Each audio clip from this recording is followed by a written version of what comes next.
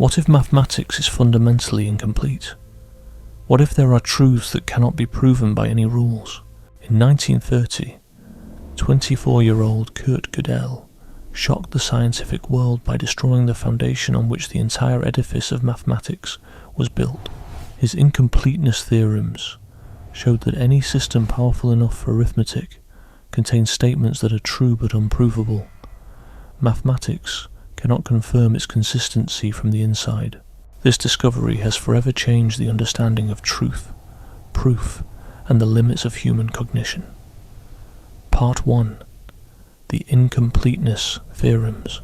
Back in the summer of 1930, Gödel was just 24, fresh out of his doctoral studies, and had his mind set on the basics of mathematics.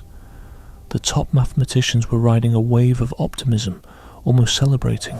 David Hilbert, arguably the biggest name in mathematics of that time, had a bold plan.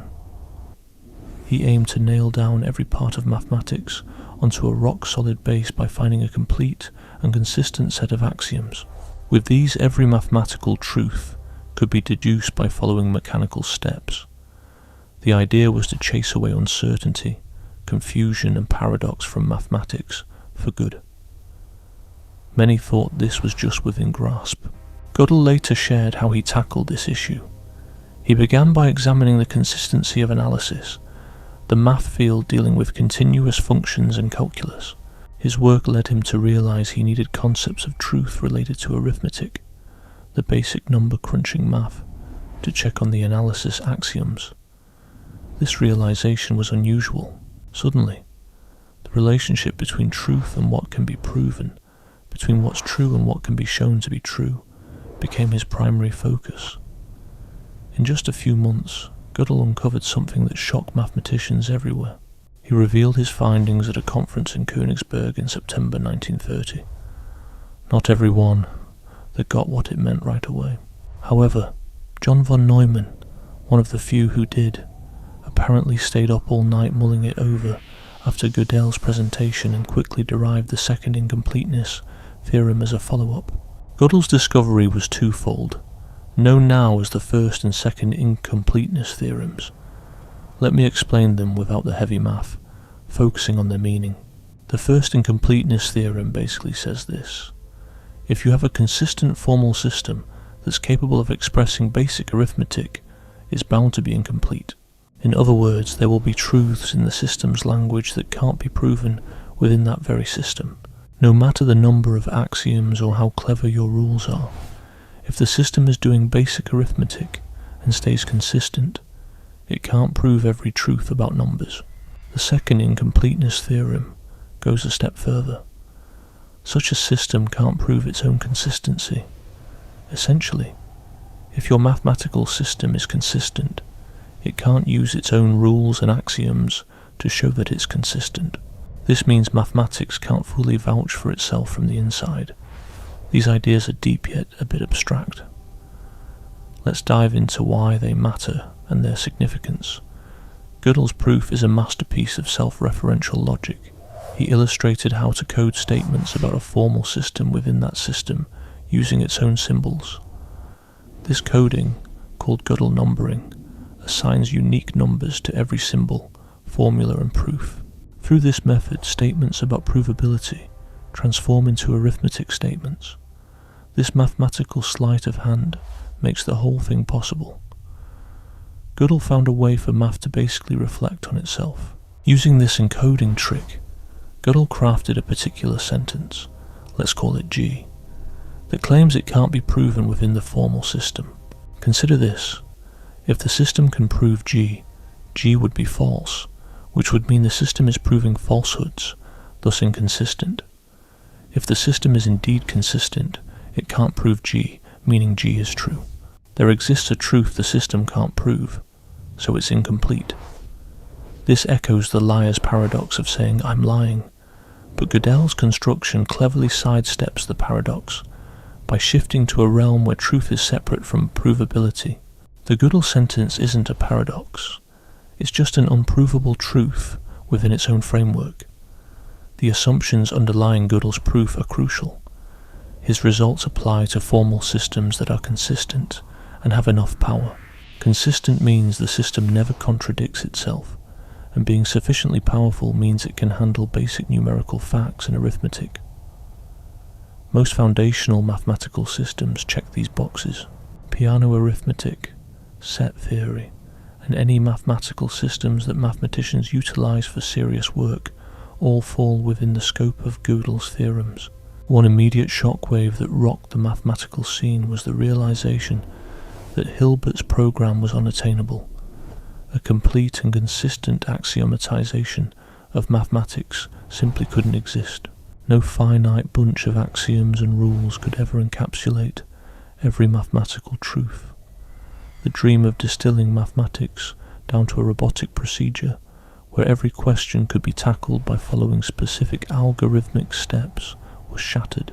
Mathematics would always require a touch of creativity, insight, and brand new concepts beyond what any predetermined system could crank out. Yet the impact stretched far past the technical side of mathematics. Gödel's theorems unveiled a lot about the links between truth and proof, knowledge and formal systems, and what exists versus what we can actually confirm. Ponder over what it implies for truth to leap beyond provability. We can see the Gödel sentence is true even if the formal system can't validate it. This realization dawns through a kind of informal reasoning that goes beyond the system's boundaries. We tap into our understanding of what the system can and can't do, understanding why G must be true. This hints that human mathematical intuition includes elements that aren't completely covered by any set system of rules. The second incompleteness theorem has equally profound effects. A mathematical system can't proclaim its own consistency. To demonstrate that your axioms are well-founded, you'd have to step beyond them, relying on more robust assumptions. This creates a hierarchy of sorts. You can substantiate one system's consistency by operating within a heftier system, but then that system hits the same ceiling. There's no ultimate footing, no underlying bedrock, where mathematics can validate its own coherence without resorting to something external. Some philosophers and mathematicians viewed this as a setback, while others saw it as freeing. The idea that mathematics holds an unfathomable depth, with countless undiscovered truths unreachable by today's methods, promises that math will never become a mechanical or finished task. Human ingenuity will always play a role. Now, let's delve into the link between Gödel's theorems and his philosophical tenets, chiefly his mathematical Platonism. This relation is key but frequently misunderstood. Platonism in mathematics posits that mathematical entities and truths exist independently from human minds and formal systems. Numbers, sets, functions are not believed to be human inventions or mere symbols for us to manipulate. They are real entities residing in an abstract dimension. Thus, mathematics is the study of uncovering truths about that world. Mathematical truth does not hinge on convention or construction. It's seen as objective. Gödel was openly a Platonist throughout most of his life. He held that mathematics outlines a reality as solid as the physical universe, just with a more abstract nature, and his incompleteness theorems back this perspective, at least from his viewpoint. Here's the connection. If mathematics were merely about formal systems, and if mathematical truth just equated to what could be demonstrated within an axiomatic framework, the incompleteness theorems would be curious yet not philosophically groundbreaking. They would merely indicate that various formal systems wield different levels of capability. That's all.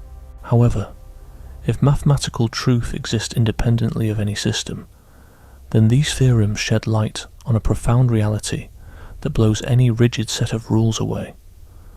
Truth overpowers proof.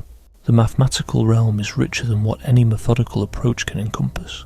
Gödel made this argument clear in his philosophical writings, standing by the notion that his theorems proved mathematical. Truth cannot be overshadowed by formal provability.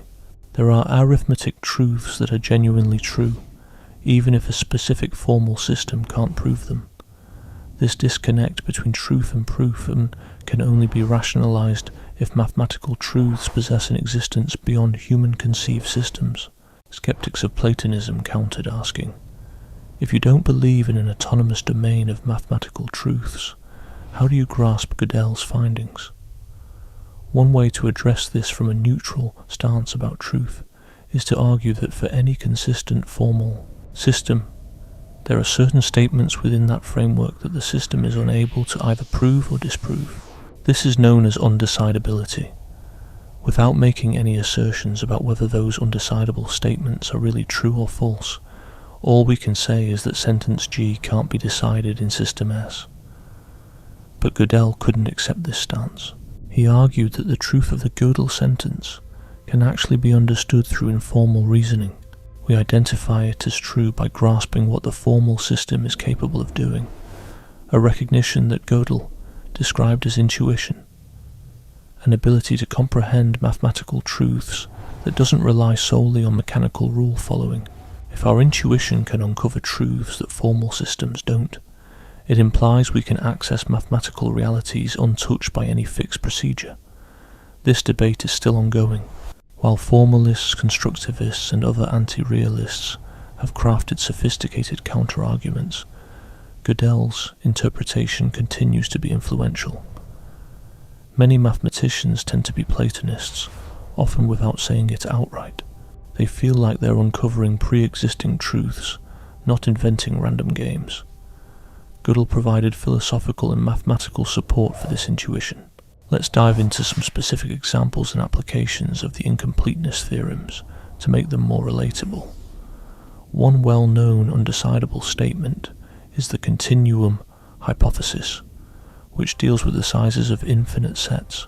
Cantor demonstrated that infinities come in different sizes. The set of natural numbers like 1, 2, 3 and so forth is infinite.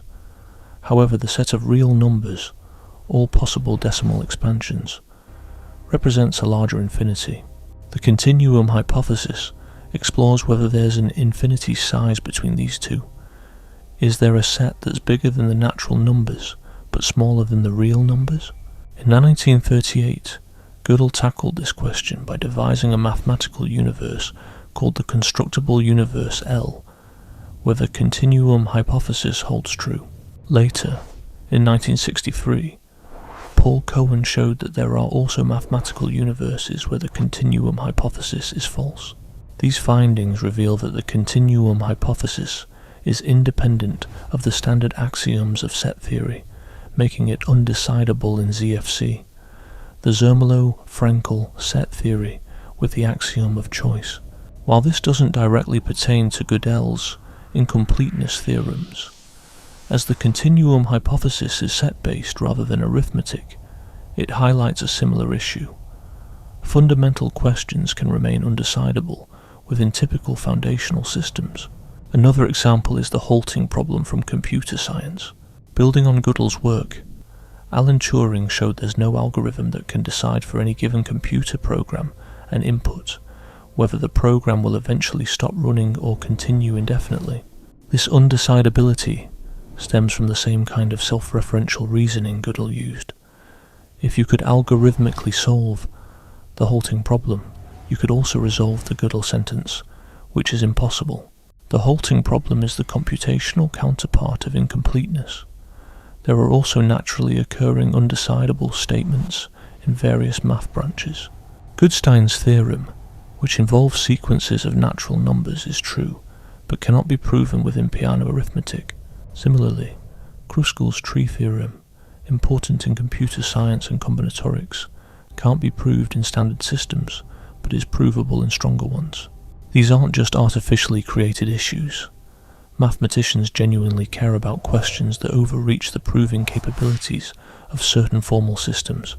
Here's the philosophical takeaway. Incompleteness isn't just a flaw or oddity in our foundational systems. It's an inherent aspect of how mathematics functions. Any consistent system robust enough for significant work will inevitably have blind spots, unreachable truths. This influences our understanding of mathematical knowledge, the boundaries of computation, and the essence of formal reasoning. Now, let's tackle some major critiques and debates concerning the incompleteness theorems. Not everyone buys into Gödel's interpretation or agrees on the importance of his results. Some critics, particularly strict formalists, reject Platonism entirely. They assert that mathematics is purely about studying formal systems and their outcomes. Truth is only definable within a system, and saying a statement is truly true but unprovable is nonsensical to them. From their perspective, Gödel merely showed that no single formal system can encompass all of mathematics, and it's always possible to move to more powerful systems. Math is all about building and examining various formal structures, and it's open-ended. The idea of incompleteness doesn't mean that truth is always beyond proof. Instead, it's about the variety and complexity of possible mathematical systems. This formalist view makes some sense, but Gödel felt it missed the real issue. If math is just a set of formal games, why do mathematicians care so much about consistency? Why is it crucial that ZFC is consistent and not the opposite? It seems like consistency reflects something real, like whether the axioms describe a sensible math universe, pointing us back to realism. Another hot topic is whether Gödel's findings apply to our minds. Some philosophers like J.R. Lucas and later Roger Penrose claim that incompleteness shows human minds aren't just computational. The argument goes like this: any computer is like a Turing machine, which is a formal system. If our minds were formal systems, they'd be bound by Gödel's theorems. But humans can figure out the truth of Gödel sentences that go beyond any specific formal system. So our minds can't be formal systems, which makes strong AI impossible and suggests our thinking involves non-algorithmic elements, maybe quantum processes in the brain. This argument stirred up lots of controversy. The main pushback is it mixes up two things: what a system can prove on its own, and what we can determine about it from the outside. When we acknowledge a Gödel sentence as true, we're reasoning informally about what a system can achieve, not operating inside it. A smart enough computer could also analyze other computers and recognize statements they can't prove. The fact that we understand truths about formal systems doesn't mean we're not formal systems ourselves. It just shows we can think on multiple levels. Penrose argued that human math intuition involves grasping truths directly, which can't be algorithmic. He suggested we perceive mathematical reality through a faculty not tied to following rules, maybe involving quantum processes in neural microtubules affecting consciousness. However, most philosophers and neuroscientists find this idea speculative and unnecessary, as there's no evidence quantum effects are involved in ordinary thinking. Plus, connecting Gödel's theorems to quantum consciousness seems to involve several logical leaps. What did Gödel himself think about minds and machines? It's an interesting point. He doubted human reasoning could be fully mechanized, but not for the reasons Lucas and Penrose gave. Gödel believed human mathematical intuition gives us access to truths beyond any formal system. This intuition isn't algorithmic, but isn't mysterious or quantum either. It's a rational ability to understand concepts and their relationships. The strength of this ability, in Gödel's view, suggested we're probably not equivalent to Turing machines, but he didn't claim any proof of this, just a philosophical belief rooted in his Platonism and rationalism. There are other interesting implications to consider. Incompleteness has been used, sometimes rightly and sometimes not, in discussions about the limits of science, truth in ethics and metaphysics, the basis of legal reasoning and even theology. Let's separate the valid applications from the overreaches. In science, incompleteness suggests no finite set of physical laws could explain every true statement about the universe, assuming the universe encodes arithmetic structures. That's speculative, though. Physical reality might not work like a formal system, but if physics laws can be richly modelled mathematically, there could be questions about the physical world that can't be settled by the laws themselves. Some physicists have noted that problems in quantum gravity or cosmology might be formally undecidable. In ethics and metaphysics, the application gets trickier.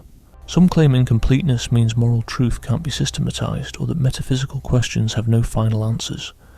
but Gödel's theorems apply to formal systems that include arithmetic. Moral reasoning might not be something we can fully formalize. Even if we could, just because a system can't decide something doesn't mean there's no truth in it. It just might take something beyond that system to figure out. Gödel himself was big on the idea of objective truth, believing that most pressing questions have answers we just haven't found yet.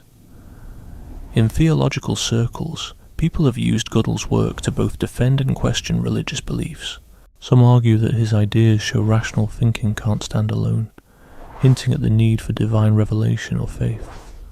Others suggest it shows the limits of formal theology altogether. Although Gödel was a believer with nuanced views on religion, he didn't think his theorems proved anything about God's existence outright. For that, he came up with a different argument, which we'll dive into later. One wrong take on Gödel's work is the claim that incompleteness means anything goes, or that there are no objective truths. This is a misunderstanding.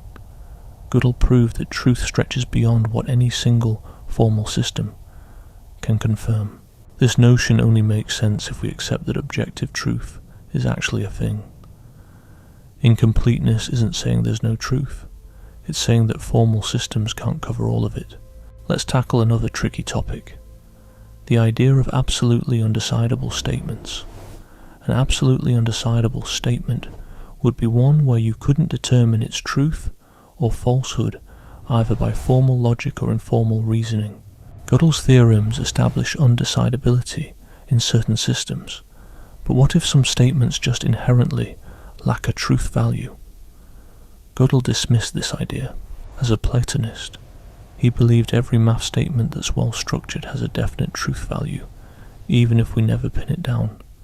The Gödel sentence is true, not some fuzzy middle ground. The continuum hypothesis is either true or false in the realm of math, despite its independence from ZFC. We just might not know which yet. Not everyone agrees with this viewpoint, though. Intuitionists and constructivists believe mathematical truth hinges on being able to construct a proof. To them, an absolutely undecidable statement wouldn't mean much because it wouldn't have a truth value. These differing views spark fundamental debates in philosophical circles about the essence of truth and whether it can exist independently of evidence or understanding. Gödel's incompleteness theorems haven't changed how most mathematicians do their day-to-day work much. Typically, mathematicians carry on without losing sleep over undecidable statements, since the ones that pop up in their work are often uncommon or tie back to the foundations. Most regular math problems get solved within the existing frameworks, but Gödel's theorems definitely reshaped how mathematicians view the bedrock their field rests on. There's this underlying realization that mathematics is based on assumptions that can't completely be justified internally, and that the universe of math is endless. On the flip side, Gödel's work dramatically impacted mathematical logic, set theory and computer science, paving the way for theories about recursive functions and what can be computed. It spurred interest in various axiom systems and their strengths. It also raised questions about what's computable, along with nudging fields like algorithmic information theory and artificial intelligence forward. Gödel's work really opened up new lines of inquiry. Lastly, there's the question of whether we've fully grasped the philosophical weight of incompleteness. Even now, 3 generations after Gödel's proof, scholars are still hashing out what it truly entails. Is it proof of human reason's boundaries, or does it show its limitless potential? Does it bolster the idea of Platonism or challenge it? Does it say something profound about consciousness, or is it just a piece of mathematical logic? These questions linger, underscoring the depth and continuing significance of Gödel's groundbreaking discovery in 1930. Part 2 dives into mathematical Platonism and how concepts are real. Gödel believed numbers didn't exist as physical things we can touch, nor were they just neurons firing in our brains or symbols on a page. Instead, he viewed them as real entities in an abstract world with their own objective traits, separate from any human ideas about them. This viewpoint, called mathematical Platonism or realism, was the backbone of his entire philosophical stance. Everything he thought about math, logic, knowledge, and truth came from this idea. But what does it mean to say numbers or sets are real when they clearly aren't physical? How do we know anything about things that don't exist in space or time? And if math is about finding truths in this independent realm, how do we even perceive these truths? Gödel grappled with these questions throughout his life, and his answers unveil a sophisticated philosophy that moves beyond simple Platonism. Let me explain what Gödel meant by Platonism. He defined it specifically in his work and discussions. In his 1951 Gibbs lecture, he described realism or Platonism as the belief that mathematical objects and facts exist independently of our thoughts and decisions. Mathematical truth isn't something mathematicians create, it's something discovered. When we prove the Pythagorean theorem, we're not making up a connection between the sides of right triangles. We're uncovering a truth that existed before humans and would still hold true even if there were no minds in the universe. This might sound obvious to mathematicians, many of whom see themselves as exploring a pre-existing terrain, but it's a point of philosophical debate. The main opposing views are formalism, which sees math as the study of formal symbol systems unconnected to any external reality, and constructivism or intuitionism, which argues that math objects are mental constructs, with truth depending on proof, or creation by mathematicians. Gödel opposed both views. Against formalism, he noted that mathematicians care about consistency and truth, not just manipulating symbols. We don't randomly pick axioms, we choose them because we think they truthfully describe mathematical reality. As for constructivism, he believed limiting truth to what can be constructed or proven is limiting. There are countless mathematical truths we'll never prove. That doesn't mean they aren't true. Gödel found that notion absurd. His Platonism extended beyond just objects to include concepts. This is a vital point, often missed. Gödel wasn't just saying individual numbers or sets are real. He argued that mathematical concepts have an objective reality. The concepts of set, number, function. They're not merely human inventions, but objective realities understood through intuition. This emphasis on concepts, not just objects, gave Gödel's Platonism a unique twist. It links to his interest in phenomenology, which we'll discuss later. For now, understand that concepts are, in a way, more fundamental than individual objects. Grasping the concept of a set lets us reason about all sets, not just specific instances. Mathematical knowledge comes from refining and analysing concepts. Now let's delve into Gödel's argument for Platonism. He didn't just claim it, he sought to justify it rationally. His main argument showed up in the Gibbs lecture and his 1940s papers on set theory. It goes something like this. Look at how math operates. Mathematicians suggest axioms, derive theorems, and build theories. But they don't choose axioms randomly. They pick ones that seem compelling, capturing our intuitive grasp of the mathematical area they're addressing. For instance, the set theory axioms define our intuitive idea of a collection. If certain axioms result in paradoxes or contradictions, mathematicians revise them. This process only makes sense if there's an objective reality these axioms aim to capture. We change our axioms when they don't accurately describe mathematical reality. Also, think about how mathematical concepts have become clearer over time. The concept of number, for example, was once pretty muddled. Over the years, math has become more accurate. We've got a grip on types of numbers, natural integers, rationals, reals, and complex, each one building on its predecessor. This progression feels more like a scientific discovery than just making things up. Mathematicians are like explorers slowly mapping out a landscape with growing detail. Gödel also pointed out how math often explains real-world phenomena. Structures in math, initially viewed as just theoretical, often perfectly model our universe. For instance, non-Euclidean geometry, first a theoretical pursuit, turned out crucial for understanding general relativity. Meanwhile, complex numbers, once seen as oddities, are fundamental to quantum mechanics. This implies that math isn't merely a playful activity, but might actually describe objective realities manifesting in nature. Gödel's incompleteness theorems added to this idea. He saw them as demonstrating that truth goes beyond what can be proven. Mathematical truths can't be entirely captured by formal systems. This perspective makes sense if truth exists independently of how we try to find it. If truth was only what we could prove, then incompleteness would lead to uncertainty in math. But if truth is objective, it just shows our limited methods, not that truth itself is flawed. Despite these points, Gödel conceded he couldn't definitively prove Platonism. He discussed this with philosopher Hao Wang, expressing his frustration. The best he could do was dismiss rival ideas like formalism, constructivism, and nominalism as inadequate. If all other options are wrong, the one left must be right. However, this method didn't satisfy him completely, as he wasn't sure he'd considered every alternative.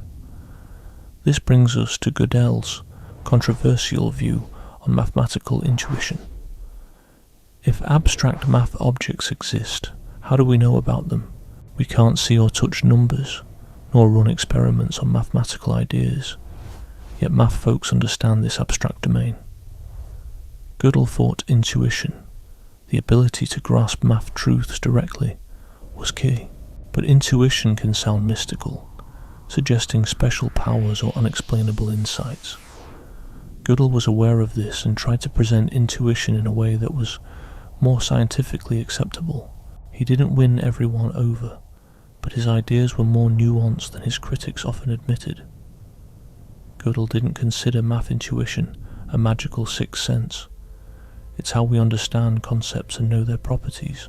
When mathematicians get what a set or continuity is, this comprehension is intuitive in Gödel's eyes. It's not about rote memorization. It's about a direct intellectual grasp of a concept's meaning. Gödel likened mathematical intuition to sense perception, not because they're the same, but because both connect us with reality.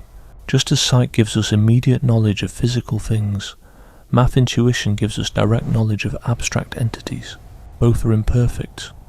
One can misperceive a physical object or misinterpret a math concept, but both provide a link to objective reality. This comparison with perception is central to Gödel's thinking. He believed, like perception evolved for survival, mathematical intuition developed to grasp aspects of abstract reality essential for rational thought. Clarifying math concepts parallels refining our perception of the physical world. Critics jumped on this notion. Physical perception involves interaction between objects and senses, like light hit the retina, triggering a chain that results in sight. But abstract entities don't have causal effects. They exist outside space and time, free from physical interactions. How on earth can we even perceive them? That's the big epistemological puzzle for Platonism, making mathematical knowledge seem like an unsolvable mystery. Gödel came up with some responses, yet didn't completely clear up the issue. First, he questioned if knowledge really needs to arise from causal interactions. Why do we need to think all knowledge stems from causal chains? It feels like assuming from the start that knowing abstract objects is impossible. Next, he proposed that perhaps the mind's connection to abstract reality involves an intentionality that isn't causal in the usual sense, but still lets us access it cognitively. This ties into his leanings towards phenomenology, which explores how consciousness aims at objects. Third, and possibly most importantly, Gödel suggested the mystery of mathematical knowledge is as puzzling as the mystery underlying any form of knowledge. Even understanding physical objects poses philosophical challenges. How do patterns of neural firing translate to awareness of the world outside us? How do subjective experiences connect to objective reality? These questions aren't just for math. They're universal to every type of knowledge. If we can't crack them generally, it's unfair to single out Platonism, because mathematical knowledge stumbles over them too. Yet many philosophers found Gödel's intuition-based responses unsatisfying. Without a detailed explanation of how intuition works, how to differentiate it from errors, and what makes intuitive judgments trustworthy, intuition appears to place mathematical understanding on shaky ground. This critique was potent, and Gödel grappled with it throughout his philosophical journey. An important point is that Gödel differentiated between types of intuitions. There's intuition about singular objects or simple facts, and intuition about concepts and their relations. The latter is more crucial. We don't intuit numbers individually. We understand the notion of number itself, and from this understanding, we can reason about all numbers. This conceptual intuition gives mathematics its structure rather than being merely a blend of individual intuitive insights. Gödel also felt that mathematical intuition could be honed and sharpened through intellectual effort. It's not a fixed talent that some possess while others don't. By engaging with math, contemplating concepts, and working through proofs, mathematicians refine their intuitive understanding of mathematical truth. In this regard, intuition isn't something that precedes mathematical reasoning but evolves alongside it. This brings us to questions about mathematical practice that Gödel addressed throughout his work. If math is about uncovering truths in an objective realm, what role do axioms play? How do we defend introducing new axioms? And what happens when different sets of axioms clash? Gödel maintained that axioms should be immediately understandable. They ought to seem true once we grasp the related concepts clearly. The axioms of set theory, for example, should express what we inherently perceive sets to be. When we say that for any property there's a set of everything that has that property, it seems obvious given the concept of sets as collections. If this leads to paradoxes later, we adjust our understanding. Maybe unrestricted comprehension wasn't ever part of the genuine set concept. This implies axioms aren't just arbitrary picks for ease. They're efforts to formalize our intuitive perceptions of mathematical constructs. Gödel axioms aptly depict the domain they intend to systematize. Weak axioms misrepresent or fail to fully capture the intended structures. But things are tricky here. Gödel believes some mathematical truths aren't settled by today's axioms. Take the continuum hypothesis. It's independent of standard set theory. Still, Gödel saw it as having a definite truth value. Either there's an infinity size between natural and real numbers or not. This is an objective truth about the mathematical universe, even if our current axioms don't pin it down. So how do we uncover such truths? Gödel believed we'd need new axioms, not just any random additions, but ones that capture new aspects of mathematical reality that our current axioms overlook. He thought that these fundamental truths would be discovered by examining and clarifying what we mean by a set, and figuring out what that concept suggests. This ties into his work on large cardinal axioms, which we'll talk about later. Right now, let's look at the philosophical angle. Math moves forward in a cycle of intuition, creating axioms and refining ideas. We first understand mathematical concepts in a natural, gut-feeling way.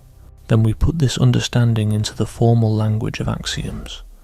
We learn what these axioms mean in practice. Occasionally, we realize our axioms were off or resulted in inconsistencies, so we tweak them. Other times we find that they don't solve all problems, so we introduce new ones. Throughout this ongoing process, we're trying to match our formal mathematical systems with the real-world mathematical truths we instinctively feel. Now, let's shift to how Gödel's version of Platonism stands apart from other types of mathematical realism. Philosophy has seen many versions of Platonism over time, and Gödel's take has its unique twists. Traditional Platonism, rooted in Plato's own ideas, talks about a perfect world of forms or ideas that our physical world only poorly imitates. Numbers like the number 3 are part of these forms. They exist perfectly and eternally in this realm, while tangible groups of 3 items are imperfect versions of this ideal. We come to know these mathematical objects through pure reason, beyond what our senses can tell us.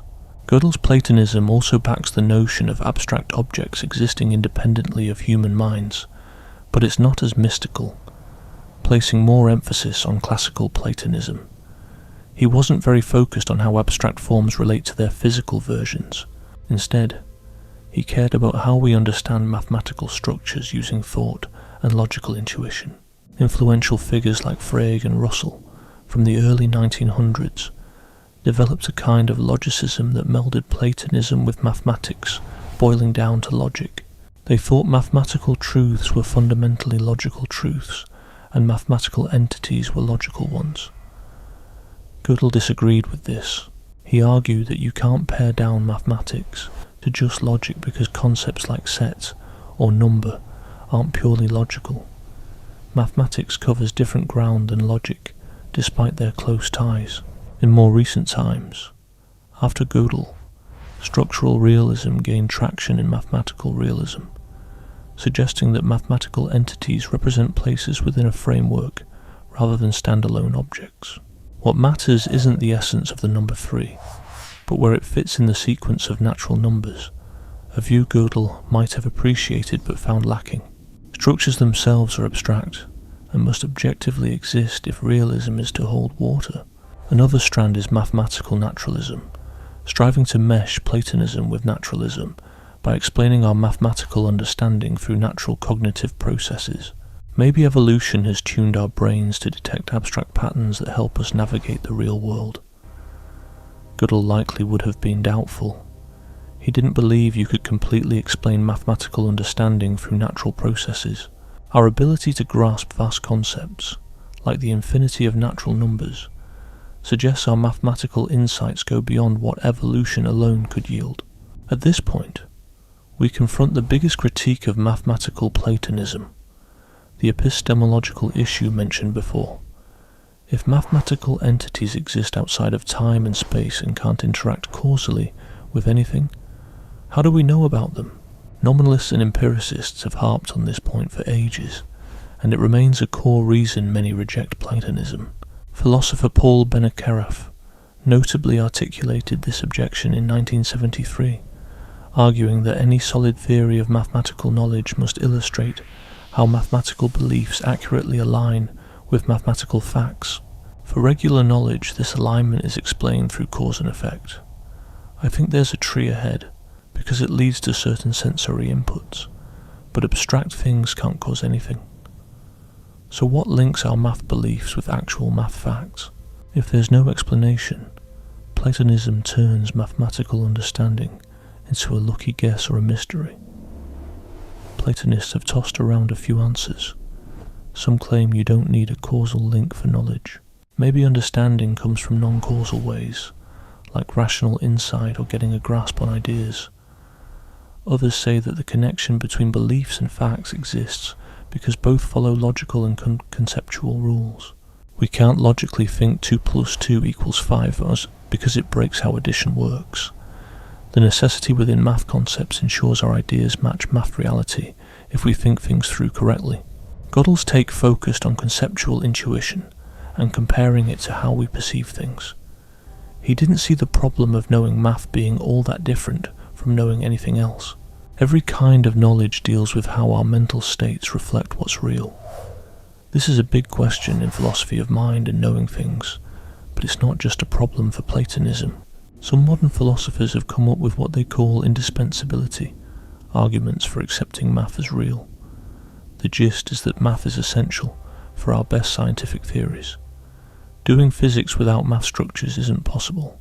If we believe science describes reality, then we should also believe in the math structures it uses. Although Gödel didn't have this argument at his disposal in the same way, he would probably have backed it to supporting his view.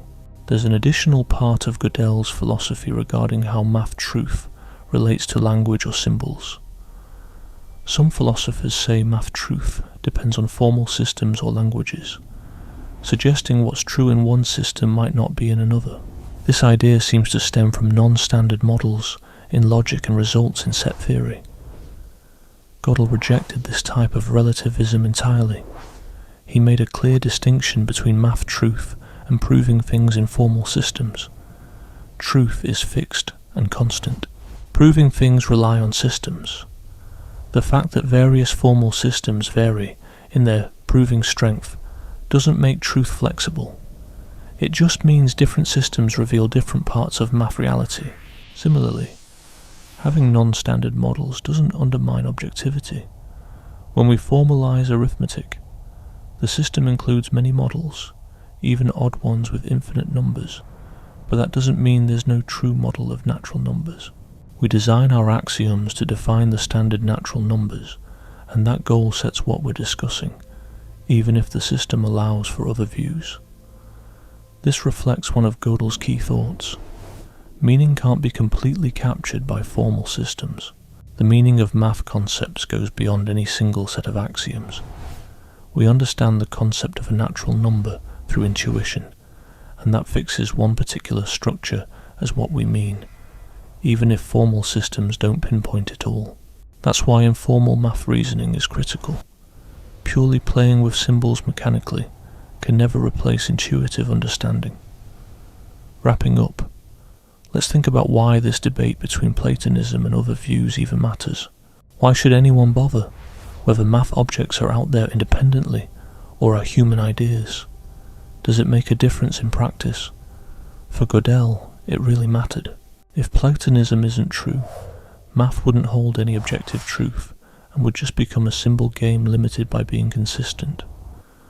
Without objective math truth, the significance of incompleteness fades. It would merely highlight that different formal systems have different strengths.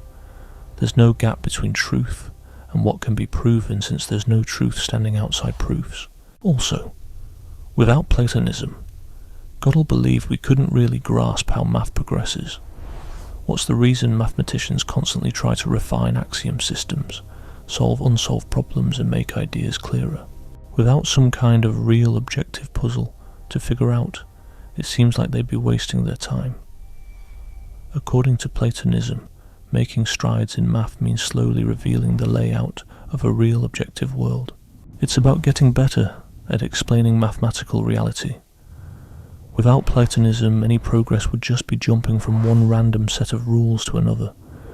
Platonism is important because of Gödel's overall philosophical beliefs, his trust in reason, his positive outlook on human capability to know things, and his beliefs about God all hinge on there being an actual realm of abstract truths for reason to tap into. If Platonism isn't true, then a lot of what God believed falls apart. That's why Gödel put a lot of energy into defending his views on mathematical reality. Nonetheless, despite all his arguments, Gödel never claimed to undeniably prove Platonism. He saw it as a philosophical stance with rivals, yet he believed it was the only viable one. His work in logic and mathematics was designed to back Platonism indirectly, by highlighting its implications and the challenges other views face. Whether he was successful or not is still up for discussion today, but his nuanced defense of mathematical realism is one of the most significant achievements in the philosophy of mathematics from the 20th century. Part 3 delves into set theory and the continuum problem. Around 1938, just 7 years after Kurt Gödel's incompleteness, theorems turned the field of logic upside down. He made another game-changing discovery in mathematics. He came up with a mathematical world, a model of set theory, where the continuum hypothesis held true. Today we know this work as the constructible universe, or L. Gödel's achievement wasn't just a technical milestone. It also made a philosophical statement about mathematical reality and how we can explore it. To appreciate what Gödel did and why it's significant, we need to familiarize ourselves with set theory, the continuum hypothesis, and why resolving it became a passion project for mathematicians. This journey takes us into the mind-bending realm of mathematical infinity. Set theory got its start in the late 1800s, thanks to Georg Cantor's groundbreaking work. He demonstrated that infinities aren't all the same size. In fact, they come in different sizes. Take the set of natural numbers, 1, 2, 3, 4, and so on forever. That's infinite. But the set of real numbers, all possible decimal expansions, including irrational numbers like pi and the square root of 2, is an even bigger infinity. There are more real numbers than natural numbers, even though both stretches on forever. It sounds like a riddle. How can one infinity outsize another? Cantor's logic is ingenious. To compare the sizes of sets, you try matching them up one to one. If you compare each element of set A with a unique element of set B, leaving none unpaired, then A and B are considered the same size.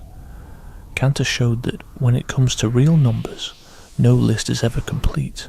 You'll always miss some. This so-called diagonal argument proves it's impossible to pair all real numbers with natural numbers. Hence the set of real numbers boasts a larger cardinality, a more extensive kind of infinity. Cantor didn't stop there. He unveiled a whole hierarchy of infinite sizes, known as cardinalities or cardinal numbers. The size of the natural numbers is known as Aleph null. Real numbers are on another level of infinity, but just how much bigger are they? That's where the continuum hypothesis steps in. Cantor's hypothesis suggests no cardinality exists between Aleph null and the real numbers cardinality. It posits that the real numbers represent the next step infinity after natural numbers, with no in-between sizes. In formal terms, the continuum hypothesis states that the size of the continuum equals Aleph 1, the cardinal number following Aleph null. It seems like it should be a straightforward question with a solid answer. There's either an in-between size or there isn't. Cantor spent years trying to prove the hypothesis, but came up short. So did the mathematicians who followed him. David Hilbert ranked the continuum hypothesis as the most critical open question on his famous list of 23 unsolved math problems from 1900. Enter Gödel. In 1938, he showed that if the standard set theory axioms, the Zermelo-Frenkel axioms, or ZF, are consistent, then you can't disprove the continuum hypothesis using them. He did this by creating a particular model of set theory, the constructible universe L, where ZF works and the continuum hypothesis is true. If you could disprove the continuum hypothesis using ZF, it would be false in every model of the ZF, including L. But since it's true in L, you can't disprove it, and that's only half the story. In 1963, Paul Cohen used a trick called forcing to prove that you also can't prove the continuum hypothesis from ZF. He made models where ZF is valid, but the continuum hypothesis doesn't hold up. Together, Gödel's and Cohen's findings demonstrate that the continuum hypothesis is independent of ZF. The key axioms of set theory just don't decide whether the hypothesis is true or false. At this point, it might sound like a letdown. We still can't solve the problem definitively, but it uncovered something extraordinary about what math can and can't do, as well as the limits of formal systems. The continuum hypothesis isn't just some quirky, made-up statement meant to be undecidable. It's a natural and fundamental question about how infinity is structured. Yet our most trusted foundational axioms leave it hanging. This was the first clear example of a significant math riddle that the standard axioms can't crack. Now, let me break down exactly what Gödel was up to when he built the universe L. It involves some of the most stunning and profound math of the 20th century. Set theory kicks off with the empty set, which is, well, exactly what it sounds like, a set with absolutely nothing in it. From this humble beginning, we build more and more sets by performing operations, like creating subsets, unions, and power sets. A model of set theory includes a collection of sets that adhere to the ZF axioms. Here's the kicker. There are multiple models, not just one. They all follow the same rules but might contain different sets. Gödel's brainwave was to devise the most stripped-down model possible while still keeping those ZF rules intact. He crafted sets in steps, starting from the empty set, and each time adding only the sets that could be defined using formulas from earlier sets. This method involves only definable sets, so this resulting universe is called constructible. The constructible universe, or L, has some remarkable features. Firstly, it ticks all the boxes for ZF axioms, so it's a legit model of set theory. Secondly, it aligns with the axiom of choice. an often debated rule in mathematics that allows you to pick elements from infinitely many sets at once. Thirdly, and most crucial for us, it supports the continuum hypothesis. In L, there's no middle ground when it comes to the size between a left zero and the size of real numbers. Why does this setup in L agree with the continuum hypothesis? The basic idea is that by sticking to definable sets, the universe remains as compact as it can be without breaking any rules. In this smallest possible universe, there's just no elbow room for sizes to pop up in between. Real numbers in L have the size a left one because we haven't tossed in any unusual sets to boost sizes below the continuum. While Gödel's construction was technically genius, he was more intrigued by its philosophical questions. If the continuum hypothesis can stand independently of ZF, what does that mean for mathematical truth? Does the hypothesis have a true or false answer, or is it pointless to ask? Gödel's commitment to Platonism meant he believed the continuum hypothesis was definitively true or false, even if ZF didn't settle it. He figured there was a factual reality about the math universe regarding how many sizes exist between Aleph 0 and the continuum. Our axioms just don't provide all the puzzle pieces to solve this. Guess what that means? We need new axioms that better outline the structure we're aiming to formalize. Gödel thought these new axioms would come from refining our intuitive idea of a set. What exactly is a set? It's a collection shaped by clear principles. While the ZF axioms cover part of this picture, they're not the whole story.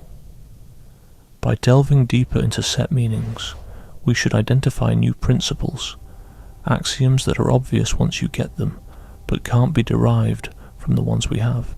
This is where large cardinals step in. Large cardinal axioms claim there exist some colossal infinite sets with unique properties. They go beyond ZF, asserting things like the existence of inaccessible cardinals, measurable cardinals, supercompact cardinals, and even larger infinities. Gödel foresaw the significance of these large cardinals. Back in the 1940s, when few were giving these axioms much attention, he argued they'd be vital to set theory. He saw these large cardinal axioms as holding crucial insights into what sets are all about, like how far the set hierarchy stretches and what types of infinite structures can exist. More precisely, Gödel hoped these large cardinal axioms might resolve the continuum hypothesis. Maybe by accepting axioms that promise exceptionally large cardinals, we could determine if middle-sized sets exist. Whether the continuum hypothesis holds true or false might hinge on these stronger axioms that better nail down our set ideas. To date, that hope hasn't been completely fulfilled. Large cardinal axioms have indeed turned out to be hugely significant in the world of set theory. They offer a lineup of foundational systems, each stronger than the last. Many puzzles that can't be cracked by ZF can be solved with large cardinal axioms. Moreover, the study of these cardinals has unveiled deep ties among various branches of mathematics. However, even with most large cardinal axioms in play, the continuum hypothesis remains unresolved. Adding those axioms simply doesn't answer the question. Still, Gödel's mission to discover new axioms for addressing unresolved problems continues. Some mathematicians think we'll eventually find axioms that will decide the continuum hypothesis. Others argue that the question is inherently ambiguous, with various set theory universes offering different answers. This debate gets to the core of mathematical philosophy. Is there just one true mathematical universe, or are there multiple, equally valid mathematical realities? Gödel was convinced there was a unique mathematical universe. He believed that sets exist in a definite structure, and cardinalities have factual answers. The variety of models just shows how our current axioms aren't precise enough to capture this unique structure. Just like how improved scientific theories better describe physical reality, better axioms should lead us to the true mathematical universe. Let's dive into Gödel's work on the axiom of choice, closely tied to his exploration of the continuum hypothesis and constructibility. The axiom of choice states that for any group of non-empty sets, you can pick one element from each, even if the group is infinite and lacks a selection rule. It sounds simple, but it has some mind-boggling implications. It leads to non-measurable sets, ones that defy any logical way to assign size or volume. It also results in the Banach-Tarski paradox, which suggests you can split a solid ball into a few pieces and reassemble them into two balls identical in size to the original. Physically impossible, but mathematically valid with the axiom of choice. Some mathematicians rejected it because of these bizarre results, claiming it allowed for arbitrary selections without a clear procedure. They felt math should only involve objects we can explicitly construct or define, not mysterious ones created by assertion. Gödel's constructible universe, L, offered a solution. He demonstrated that if ZF is consistent, then ZF plus the axiom of choice is also consistent. Within L, the axiom of choice holds naturally, vindicating its use by showing it doesn't introduce contradictions. Accepting ZF means you can comfortably accept the axiom of choice. Philosophically, Gödel's findings indicated the axiom of choice captures a fundamental aspect of set structure. In the most minimal universe satisfying ZF, choice is valid, suggesting it's a natural rule rather than an arbitrary one, even if the choices seem non-constructive. Gödel had mixed feelings about constructibility, though. Proving the consistency of the axiom of choice and the continuum hypothesis was a major win, yet he didn't view L as the definitive set theory universe.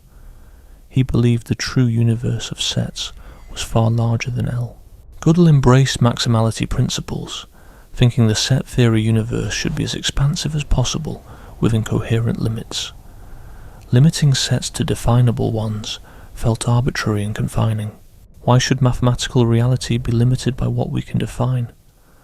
Gödel felt the true universe should include all sets that can coherently exist, beyond just definable ones. This tension marked his work. He achieved significant results regarding L, but didn't endorse it as the ultimate model of set theory.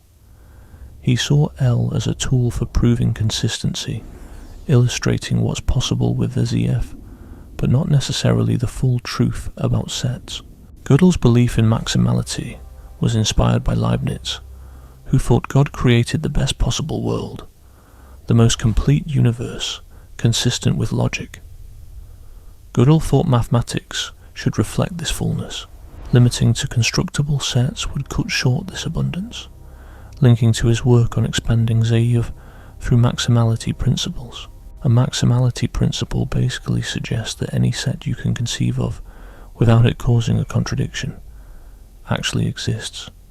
If you can logically detail a collection, it qualifies as a set. This principle aims to expand the set-theoretic universe to its broadest and most diverse form. Gödel had a theory that proper maximality axioms could resolve the continuum hypothesis, and even thought the continuum hypothesis might be incorrect. He believed that maximal principles should create a universe filled with multiple sizes of infinity between zero and the continuum, and an absence of intermediate cardinals seemed too limiting for such a universe. Although this was just a hypothesis, Gödel never fully fleshed out an argument or published it, but it demonstrated his philosophical approach, looking for more meaningful axioms that extend ZF towards our natural set intuition while also resolving unresolved questions. Deciding on the continuum hypothesis wouldn't rely on arbitrary decision-making, but by adopting axioms that better define the nature of sets. Modern set theory has explored many ways to expand ZF. Forcing axioms, which extend Cohen's forcing method, have been particularly successful. Axioms affirming strong inner models have linked up with large cardinal theories. Other axioms borrow from category theory or topos theory to propose alternative foundations. However, a definitive answer is still elusive, and the continuum hypothesis remains untouched by these various proposals. This lack of consensus would have likely frustrated Gödel, whose hope was for mathematics to converge on natural axioms that would solve critical pending questions. Yet set theory has branched into a variety of research paths with different philosophical stances, lacking a clear solution. Some interpret this as a nod to pluralism, suggesting maybe there's no singular correct answer, while others believe we're yet to discover the right axioms. Now let's look at another part of Gödel's legacy and logic that intersects with set theory, his completeness theorem from 1929. Often mistaken for the incompleteness theorems, this result is entirely different and has its own set of implications. The completeness theorem asserts that in first-order logic, every logically valid statement can be proven from standard logical axioms. If something is true in every interpretation of logical symbols, it's provable. Completeness implies the proof system can grasp all logical truths, but not that it can prove every truth within a specific field. Published before the incompleteness theorems, it almost stands in opposition to them. Logic is complete, meaning all logical truths can be demonstrated. Arithmetic and set theory remain incomplete, containing truth beyond standard axiomatization. The differences are rooted in their expressive capabilities. First-order logic is limited enough that its truths match its provable statements. On the other hand, arithmetic and set theory are so complex that their truths go beyond what can be effectively proven. Gödel's completeness theorem significantly impacted logic. It unified model theory and proof theory, revealing that a statement is only provable if it's true in all scenarios. This duality became a foundation of modern logic. It also equated consistency with having a model. A theory is consistent if it can be modelled. Yet there's a philosophical conundrum here. Completeness implies that logic captures all logical truth. Everything valid is provable. Yet incompleteness shows that no set of axioms can entirely encapsulate mathematics. How do these realities coexist? They reveal that logic and mathematics have inherently different frameworks. Logic concerns itself with the form of arguments, independent of their substance. Any expression purely employing logical symbols, like quantifiers and variables, is governed by logical rules. However, mathematics introduces substances through concepts like numbers, sets and functions, layering in a complexity that goes beyond what first-order logic can resolve. By adding mathematical axioms to logic, incompleteness emerges. Gödel saw this as a deep insight into the nature of mathematical concepts. They simply can't be boiled down to logic alone. Concepts like numbers have qualities that transcend purely logical representation. That's why math has its own set of axioms, separate from those of logic, and why some mathematical truths are bound to remain unprovable. This anti-logicist view ties into Gödel's critique of Frege and Russell. They aim to boil mathematics down to logic, suggesting that mathematical truths are merely intricate logical ones. However, Gödel's theorems of completeness and incompleteness shot holes in this plan. While logic is complete, mathematics is not, meaning it can't be fully translated into logical terms. It stands on its own with unique subject matter. The completeness theorem wasn't just theoretical, it had practical uses that Gödel explored. It leads to the compactness theorem, stating that if every finite subset of axioms has a model, then the entire infinite set also has one. This results in non-standard models, structures that satisfy axioms yet differ from their intended meanings. For arithmetic, compactness means there are models with infinite numbers, extending beyond standard natural numbers. These non-standard models adhere to all arithmetic axioms, but contain odd elements. For set theory, models can have various cardinalities and differing hierarchies of infinities. They meet the axioms, but differ widely in structure. Does this suggest ambiguity in arithmetic and set theory, with no single intended interpretation? Some philosophers believe it does. The axioms don't precisely define the subject, so there's no fact of the matter which model is right. In their view, mathematical truth depends on the model chosen. Gödel strongly disagreed with this. He maintained that our intention is to discuss standard natural numbers, or the complete universe of sets. While our axioms might not capture this intention perfectly, is definitely there. Non-standard models are more about the limitations of first-order logic than a challenge to the idea of but an objective mathematical truth. This ties back to his Platonism, where mathematical concepts are intuitively understood, fixing a unique intended interpretation even if formal axioms fall short. We revise axioms when they fail to match our intentions, but the concepts and the structures they define remain objective.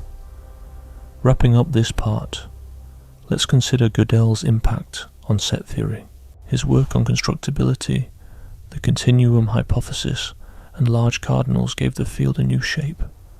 Techniques he pioneered, inner models, consistency proofs, relative consistency, are now standard. His philosophical idea of finding new axioms to solve independent questions inspires current research. Yet the issues he was passionate about still lack solutions. The continuum hypothesis stands unsolved with standard axioms, plus large cardinals, and there's no agreement on which axioms should extend ZF. Philosophical debates on mathematical truth and the essence of sets persist. Some view this as a failure, that Gödel's goals weren't met. Others see it as proof of the depth and challenge of the questions he posed. Post-Gödel set theory has blossomed into a complex field, delving into infinity's vast expanse and mathematics foundations. His theorems on incompleteness and constructibility demonstrated that simple answers are out of reach, prompting mathematicians to devise new concepts and methods. Perhaps the biggest takeaway is that math is limitless. No matter how much we expand our axioms, independent questions are here to stay. The structure of mathematical reality is so intricate that no finite set of axioms can fully encapsulate it. This isn't a flaw but a testament to the infinite depth of mathematics. Gödel brought this richness to light, and his work remains foundational for anyone probing the ultimate nature of mathematical truth. Part 4. Diving into logic in its wholeness. Before Gödel shook up the world of math with his incompleteness ideas, he laid down something equally groundbreaking: the wholeness of first-order logic. He nailed this in his PhD, work back in 1929, at just 23 years old. The completeness theorem he developed proved that in first-order logic, what's true logically can actually be proven formally. So at least in logic everything checks out. This alone would have etched Gödel's name into the Logic Hall of Fame, but this theorem was also where Gödel cooked up the methods he'd use later for his famous incompleteness work.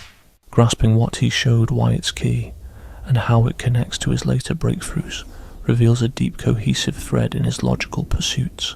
The problem Gödel tackled had to do with how meaning and truth, semantics, related to formal proof, syntax in logic. Semantics asks when a formula in logic is true, while syntax asks when it can be proven from axioms using logical rules. Hilbert and Ackermann laid out a set of axioms and rules for first-order logic in 1928, wondering if it was complete. Could every logically valid formula be proven? First-order logic involves quantifiers and predicates, letting us make statements like, for all x, if x is human, then x is mortal, or there exists an x such that x is prime and x is greater than 2. These statements use quantifiers like for, all, and there exists, floating over objects that predicates talk about. A formula is logically valid if it's true no matter how you interpret it. Take, for all x, either p of x or not p of x. It's valid because regardless of what you consider as the property p, any object either has it or doesn't. Classic law of excluded middle for predicates. A formula is called provable if you can derive it using logical axioms and rules.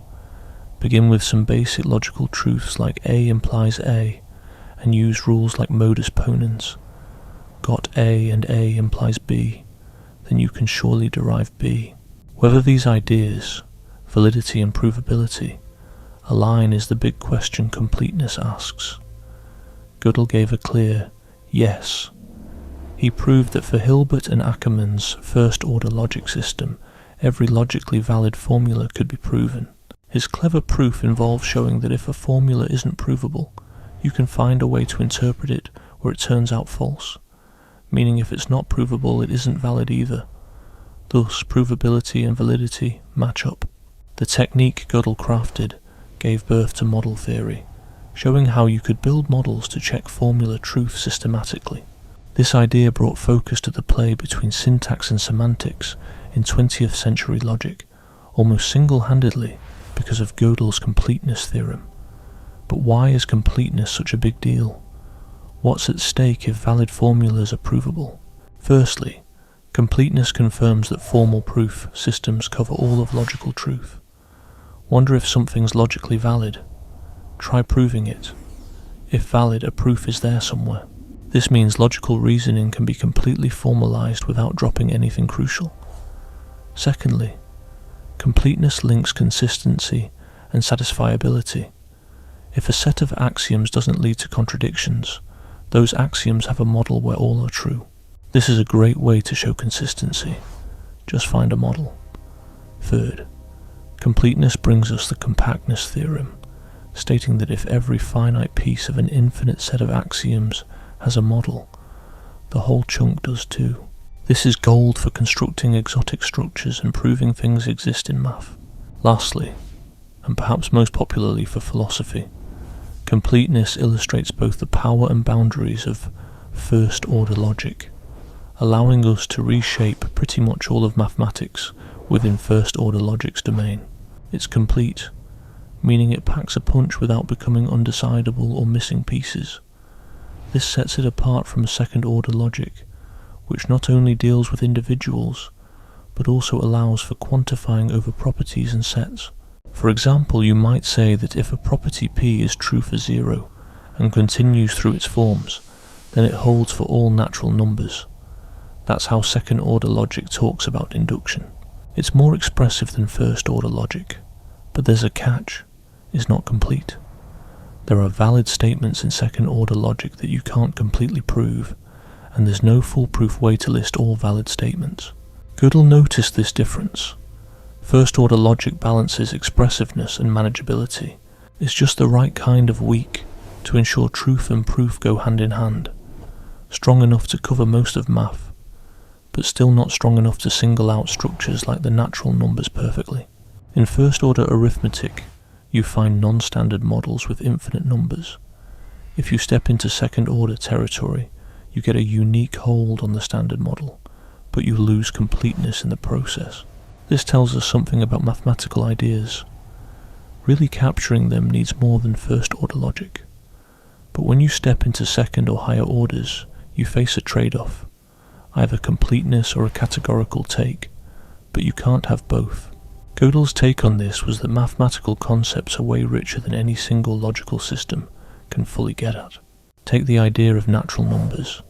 It points to a unique structure, the standard natural numbers, but no set of first-order rules can uniquely pin it down. You need second-order rules for that, which means losing completeness. It's a glimpse into how understanding math requires intuition beyond formal logic, a sense of the concepts that shapes interpretation. Now, let me shift gears and talk about another part of Gödel's work in logic, his dialectica interpretation of arithmetic. He published this in 1958, tackling arithmetic's foundations from a proof-oriented lens. This was Gödel's way of engaging with Hilbert's program and intuitionism, even though he didn't ultimately back either one. Hilbert's program aimed to prove mathematics' consistency through solid constructive methods. The goal was to treat math like a formal system, and mathematically prove that this system doesn't contradict itself. This proof had to rely on methods that even skeptics of infinity would buy: finite, hands-on reasoning with concrete symbols. Gödel's second incompleteness theorem threw a wrench in these plans. Arithmetic can't prove it's consistent using its own tools. To show arithmetic is consistent, you need something stronger than what arithmetic can offer. This seemed like the end for Hilbert's program, but there was another side to it: recasting classical math into intuitionistic or constructive math. intuitionism, developed by L.E.J. Brouwer, throws out the law of excluded middle and other classic logic principles, sticking to constructive proofs. That means constructing something to prove it exists and proving either A or B by proving one of them directly. Classical logic? It's more relaxed, allowing indirect proofs and non-constructive arguments. Gödel explored whether you could weave classical arithmetic into intuitionistic arithmetic. Could classical proofs be turned into constructive ones, proving that if something's provable in the classical sense, it's also provable constructively? This would be another kind of consistency check. If intuitionistic arithmetic is sound, then so is classical arithmetic. The dialectica interpretation did this, but with finesse. Gödel demonstrated how to translate classical arithmetic into something called System T, a constructive system with primitive recursive functionals. Every classical arithmetic theorem had its counterpart in System T. This proved classical arithmetic's consistency relative to System T, though System T's a powerhouse too, stronger in ways than intuitionistic arithmetic. So this doesn't quite mean classical methods are extras to constructive ones. Instead, it shows what extra assumptions you need for classical reasoning. Philosophically, Gödel wasn't entirely sold on intuitionism. He found constructivism a bit too limiting. Math shouldn't just be about what we can explicitly create. Classic mathematicians have the freedom to claim the existence of certain things even without being able to directly construct them, because it reflects real truths about the mathematical world. We can prove that some structures are out there, even if we can't build them ourselves. Still, Gödel respected intuitionism, seeing it as a valid perspective and wanting to dive deeper into it. His work on the dialectica interpretation was part of this exploration. It showcased how classical and intuitionistic arithmetic are intricately linked, despite being based on different mathematical philosophies. Gödel also delved into intuitionistic logic. In 1932, he proved that intuitionistic propositional logic can't be defined with just a finite number of values. This disproved a previous attempt to simplify its semantics using limited truth values. If intuitionistic logic has any truth value structure, it requires infinite values or something more complex. This led to the development of what we now call Gödel-Dummett logic, which sits between intuitionistic and classical logic. It's weaker than classical logic but stronger than intuitionistic logic. Although Gödel didn't extensively develop this system, it's crucial today for exploring different logical systems. One philosophical question that arises from these explorations is about the nature of logic itself. Is there just one true logic, or are there multiple valid systems suitable for various uses? Classical logic allows the law of excluded middle, meaning every statement is either true or false. Intuitionistic logic rejects this, especially for things involving infinity or non-constructive existence. So, which one is correct? Gödel believed that classical logic is right when reasoning about objective mathematical reality. Take the continuum hypothesis. It's either true or false, even if we don't know yet which. Intuitionistic logic focuses on what can be known or constructed, rather than what ontologically exists. It works for certain foundational studies, but doesn't encompass mathematical truth fully. This stance is controversial. Many argue that logic should focus on inference patterns rather than metaphysical claims. Different logics serve different purposes, implying no one logic is the sole truth. Gödel would likely disagree, insisting that logic follows objective truth, with classical logic being accurate for mathematics. Let's touch on another of Gödel's contributions: proof theory and ordinal analysis. Proof theory examines the structure of proofs as mathematical objects.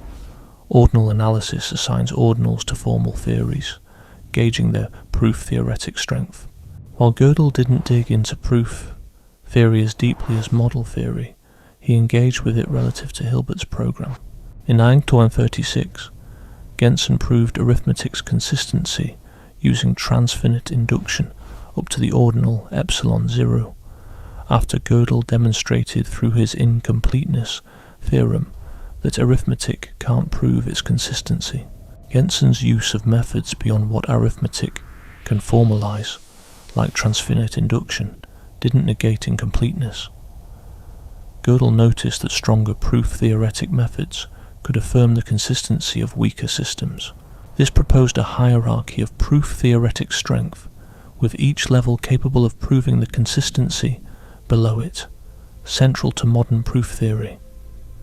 The takeaway here is that mathematical knowledge has structure. We don't need absolute foundations to prove their own consistency. Instead, we justify weaker systems using stronger ones and so on, as long as this hierarchy remains upward and not circular. As incompleteness assures, we avoid circularity. Gödel also realized that proof, theoretic strength, doesn't have to match set theoretic strength. A theory could be weak in one aspect but strong in another, capturing different power aspects. This pluralistic view of strength reflects Gödel's nuanced grasp of mathematical foundations. Now let's see how the completeness theorem and incompleteness theorems fit into Gödel's larger vision for logic and mathematics. At first look, they seem to contradict. Completeness states logic encompasses all valid reasoning, while incompleteness points out that arithmetic comprises truths beyond the reach of axioms. So how can both stand true? The explanation is that logic and math aren't the same. Logic in its pure form, dealing only with logical terms, is complete. However, math delves into concepts like numbers and sets that extend beyond mere logic. When you introduce math axioms, that's when incompleteness shows up. This illustrates that math can't be boiled down to just logic. Frigg and Russell tried to show that arithmetic was just logic in disguise, suggesting math truths were basically logic truths. But Gödel's theorems debunked this theory. Logic is indeed complete, but arithmetic falls short. That's why arithmetic isn't logic. Math explores its own topics that logic on its own simply can't touch. Looking from Gödel's Platonist viewpoint, this all adds up. Math concepts are meant to describe objective structures, whether it's natural numbers, real numbers, or the universe of sets. These structures have attributes that no formal setup can fully define. Logic acts as a tool for reasoning, but math demands a gut understanding of its unique concepts. The theorems of completeness and incompleteness collectively expose something vital about proof. Proof, in the logical realm, involves formal deductions from axioms, complete in pure logic but lacking in math. Proof, in an intuitive form, convincing reasoning that verifies truth, goes beyond mere formal deduction. Acknowledging a Gödel sentence as true means applying informal proof that surpasses formal rules. Gödel believed this informal essence is always part of math. We can't ignore essential insight in favour of fully automated reasoning. Formulating things formally helps with clarity and consistency, but doesn't replace math insight. That's why creativity in math is crucial. Identifying new theorems demands seeing patterns and relations that formal methods don't just churn out. Some philosophers and computer scientists push back on this idea, aiming to fully automate math, turning proof into algorithms. Automated theorem provers have indeed achieved remarkable feats, proving even complex theorems, but they operate within established systems without the capability to craft new axioms or determine when a system falls short. They lack the intuitive grasp that human mathematicians possess. Gödel likely predicted this flaw. Intuition can't be fully captured by algorithms, since it involves understanding concepts that go beyond static rules. It doesn't imply that intuition is mystical or supernatural. Rather, it's the cognitive ability to see conceptual links, which isn't merely about following set procedures. Let me wrap up this section by pondering over Gödel's broader contribution to logic. Before his work, logic was mainly philosophical, focused on dissecting arguments and honing reasoning. Post-Gödel, logic turned more mathematical. rigorously exploring formal systems using mathematical techniques, largely thanks to his influence. The completeness theorem paved the path for model theory. Incompleteness theorems opened up the fields of metamathematics and studying formal systems as math entities. Techniques Gödel pioneered, like arithmetization, Gödel numbering, diagonal arguments, and inner models, are now essential tools. Modern logic without these would be scarcely imaginable. Gödel also pointed out how intricately logic and math intertwine. Logical insights have mathematical consequences, and math results hold logical meaning, blurring the lines between logic, its foundations, and math. It's this cross-disciplinary nature that defines today's logic and foundation studies. Yet Gödel never distanced himself from philosophical aspects of logic, unlike many current logicians. He truly pondered the implications of logical findings for mathematics, truth, and knowledge. For him, the completeness theorem wasn't just technically impressive, but a testament to formal reasoning's prowess. The incompleteness theorems were not mere boundaries on formal systems, but insights about the essence of mathematical truth. This mixture of technical expertise and philosophical insight set Gödel apart from most in his field. He used mathematics to reflect on philosophical inquiries and let philosophical insights influence his mathematical endeavours. His contributions to logic show how combining technical skills with deep thinking can shed light on things. Getting a grasp on logic means not only mastering the technical aspects, but also having a philosophical insight, a balance that Gödel achieved throughout his career. Part 5. Physics, Relativity, and Cosmology. Back in 1942, Gödel attended a series of cosmology lectures at the Institute for Advanced Study in Princeton. That's where he crossed paths with Albert Einstein. The two quickly became close friends, often going for daily walks and diving into conversations about physics, philosophy, and math. Their friendship, joining the sharpest logician and one of the century's greatest physicists, sparked an incredible intellectual collaboration. Gödel got really into Einstein's general relativity in the mid-1940s. By 1949, he uncovered something mind-blowing. A precise solution to Einstein's field equations depicting a rotating universe. What's more, this universe had closed, time-like curves, essentially passed through space-time that loop back to where they started. In Gödel's universe, time travel to the past wasn't sci-fi. It was grounded in solid mathematical application of Einstein's theory on gravity and the nature of space-time. Gödel showed that, while general relativity explains our current universe, it also allows for scenarios where causality doesn't hold and time loops in on itself. This discovery stunned Einstein and still impacts debates in physics and philosophy. Let me break down what Gödel found and why it holds significance. Starting with the basics, Einstein's theory of general relativity reshaped our comprehension of space, time, and gravity.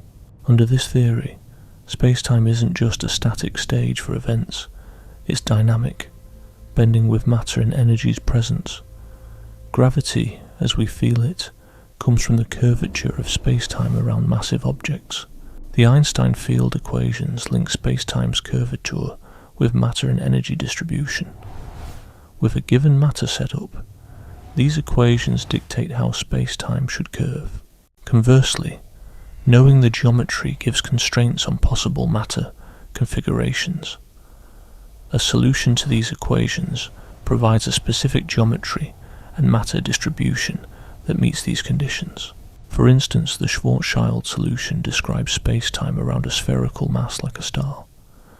The Friedmann, Lemaitre, Robertson, Walker solutions cover expanding or contracting universes, serving modern cosmology's backbone.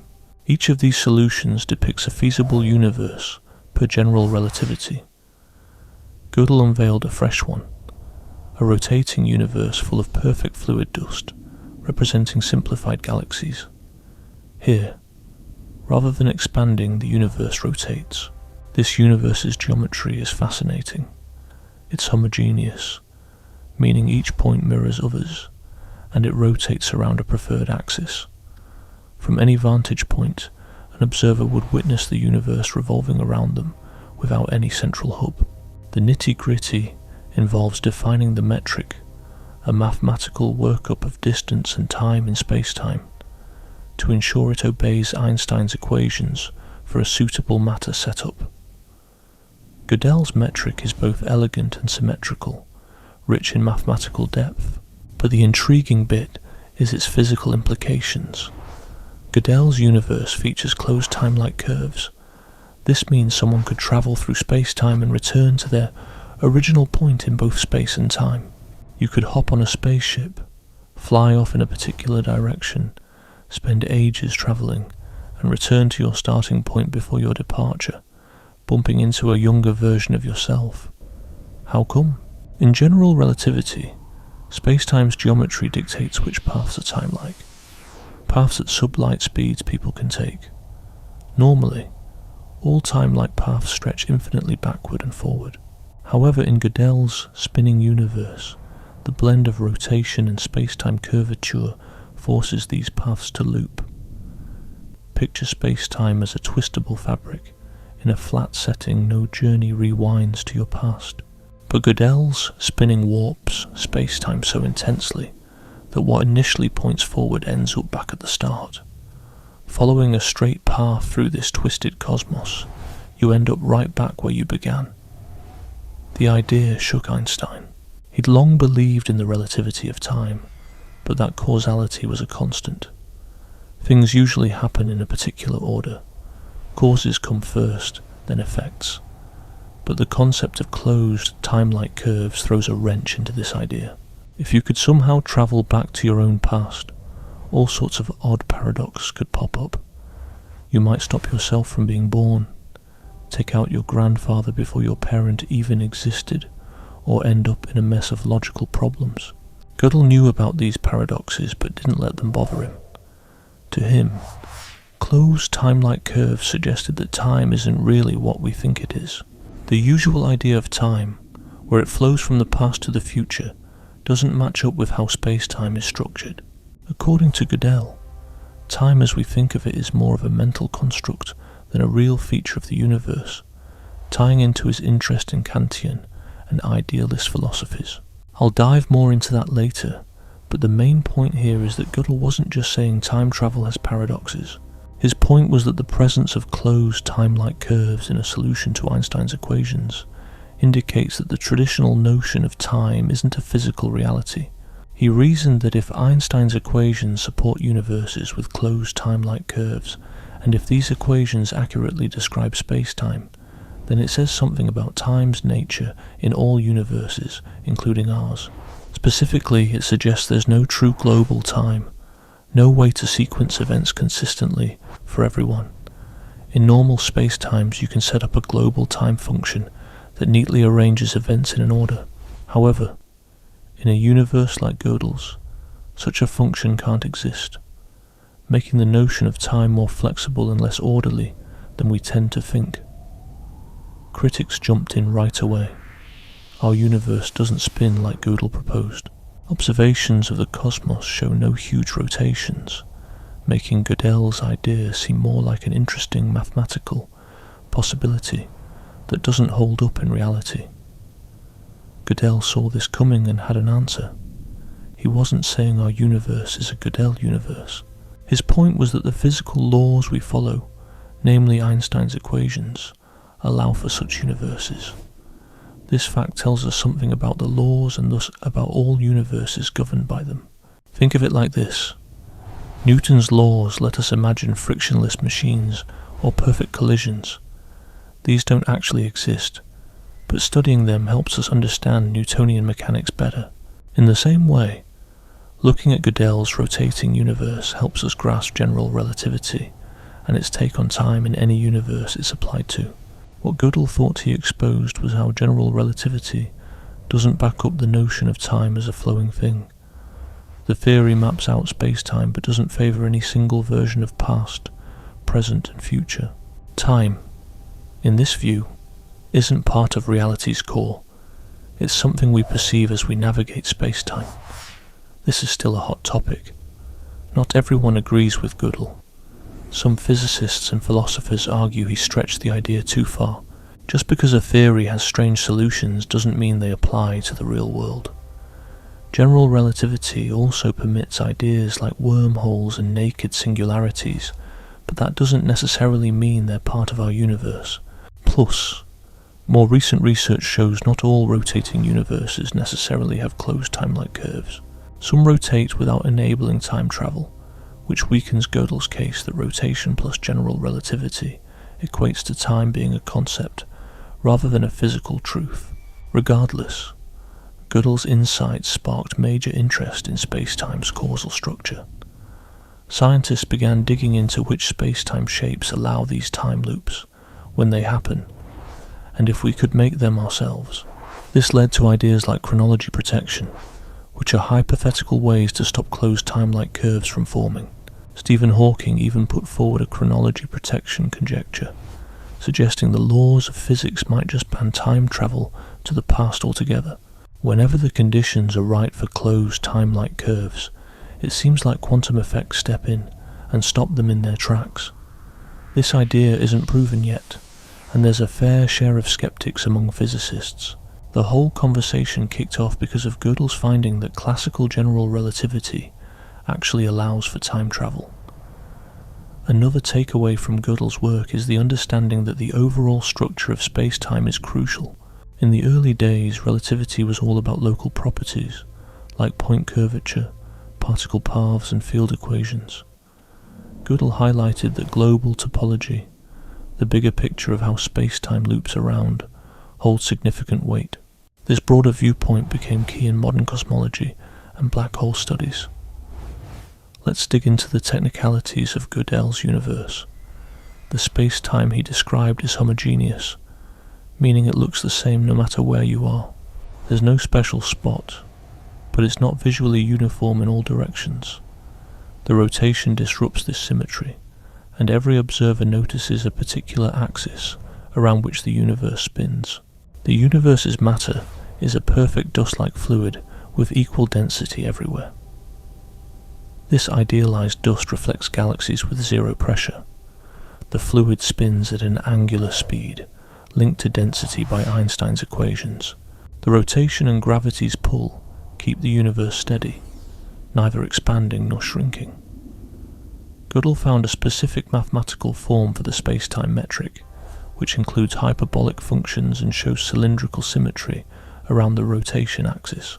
Geodesic calculations, those are the paths free-falling observers take, uncover the closed time-like curves. These curves involve long-distance travels rather than simple loops. And there's more. Light behaves strangely in Gödel's universe.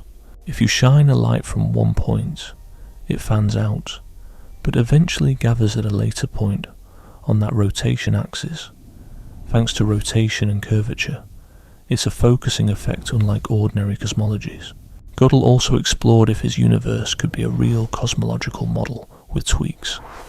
A rotating but expanding universe could possibly align with observations while keeping intriguing traits. But that path faced hurdles. Rotation strong enough to create closed curves clashes with the observed isotropy of the cosmic microwave background at large scales. Current cosmology has set strict limits on possible universe rotation, implying it's too slow to form closed time-like curves. Hence, Gödel's exact solution doesn't match reality, but the questions it raises still matter. One issue ties back to the link between math and physics. General relativity is all about mathematical concepts via differential geometry, predicting through equations. These equations churn out lots of solutions. Many just don't fit physical reality. Which ones describe possible universes? Which are just mathematical sidelines? Gödel's universe seamlessly fits Einstein's equations. It's not an approximation or side case. On a mathematical level, it stands shoulder to shoulder with the Friedman, Robertson, Walker models that explain our universe. Still, it appears odd and unrealistic from a physical standpoint. What's the basis for differentiating physically plausible solutions from the outlandish ones? One idea is initial and boundary conditions. Our universe kicked off with a big bang and specific initial conditions, limiting relevant solutions to compatible ones. Gödel's universe isn't ours because it's static and spinning, not expanding and isotropic. Yet Gödel might argue otherwise, asserting if a space-time form works in Einstein's equations, it's a physical possibility somehow. These equations are meant to convey gravity's laws and space-time nature. If closed time-like curves fit within these laws, they hint at space-time's deeper nature, even if our universe doesn't sport them. Here's how the argument unfolds. Special relativity taught us that simultaneity isn't universal. Two events that might happen at the same time in one frame of reference could occur at different times in another frame that's moving relative to the first one. There isn't a definitive answer to whether distant happenings occur simultaneously. This idea completely challenges the concept of a universal present moment. General relativity complicates this further, trying to define simultaneity consistently across curved space-time gets even messier. In certain spacetimes, like our expanding universe, you can still create a cosmic time that orders events consistently across the universe. However, this order isn't unique and depends on how you choose to slice space-time into different spatial layers. It doesn't equate to a universally recognized present. Gödel's idea of a rotating universe pushes this notion further. In a universe with closed time-like curves, establishing a global time function isn't doable. You can't assign a time coordinate to events so that time increases along all time-like paths without hitting paradoxes. Events could end up being both earlier and later than themselves. Gödel argued this indicates that our intuitive idea of time as a flowing present, separating the past from the future, isn't part of space-time's objective structure. Space-time has a geometric makeup described using a metric tensor and curvature and causal frameworks influencing which events affect others, but it lacks a temporal structure in terms of an objective now or a direction for the flow of time. If time were an objective reality, Gödel reasoned, Einstein's equations wouldn't allow universes that lack it. The fact that these equations permit timeless universes indicates that time isn't ingrained within the laws of general relativity. And because these laws accurately describe space-time structure, time isn't a component of objective physical reality. Critics were quick to point out that our universe isn't a timeless one. We see it expanding, not rotating, and it does have a well-defined cosmic time. So Gödel's point only shows that time isn't necessary under general relativity, not that time doesn't exist in our world. Gödel had a rebuttal, though it didn't convince everyone.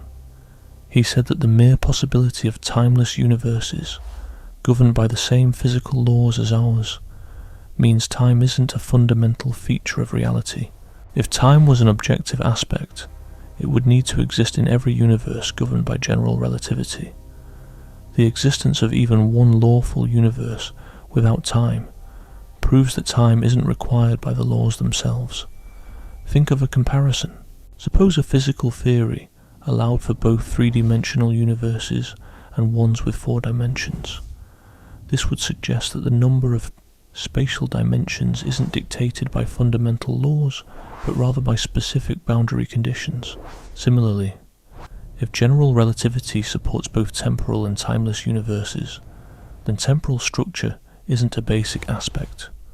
Whether this argument holds up is debatable. Many philosophers don't accept that just because some lawful universes lack time, it means time isn't objective in any universe. They argue that time may still be objective in realms where it exists, even if it's absent in others. Different solutions to Einstein's equations might display different philosophical characteristics, but Gödel tapped into a deeper belief that the essence of physical laws points to what is fundamentally real. Characteristics of specific solutions don't define physical reality's essence. Only those features consistently appearing in all solutions or embedded in the very laws themselves are genuinely real. Since time isn't among these universal traits, it's seen as an ideal. This view ties into Gödel's rationalism. He believed reason can unveil reality's fundamental nature by examining physical laws and mathematical structures. Empirical studies discover the laws, but rational analysis of these laws uncovers what exists objectively. Time doesn't meet this standard. It shows up in some solutions, not others, so it's not fundamental. Let's dive deeper into Gödel's interaction with Kant.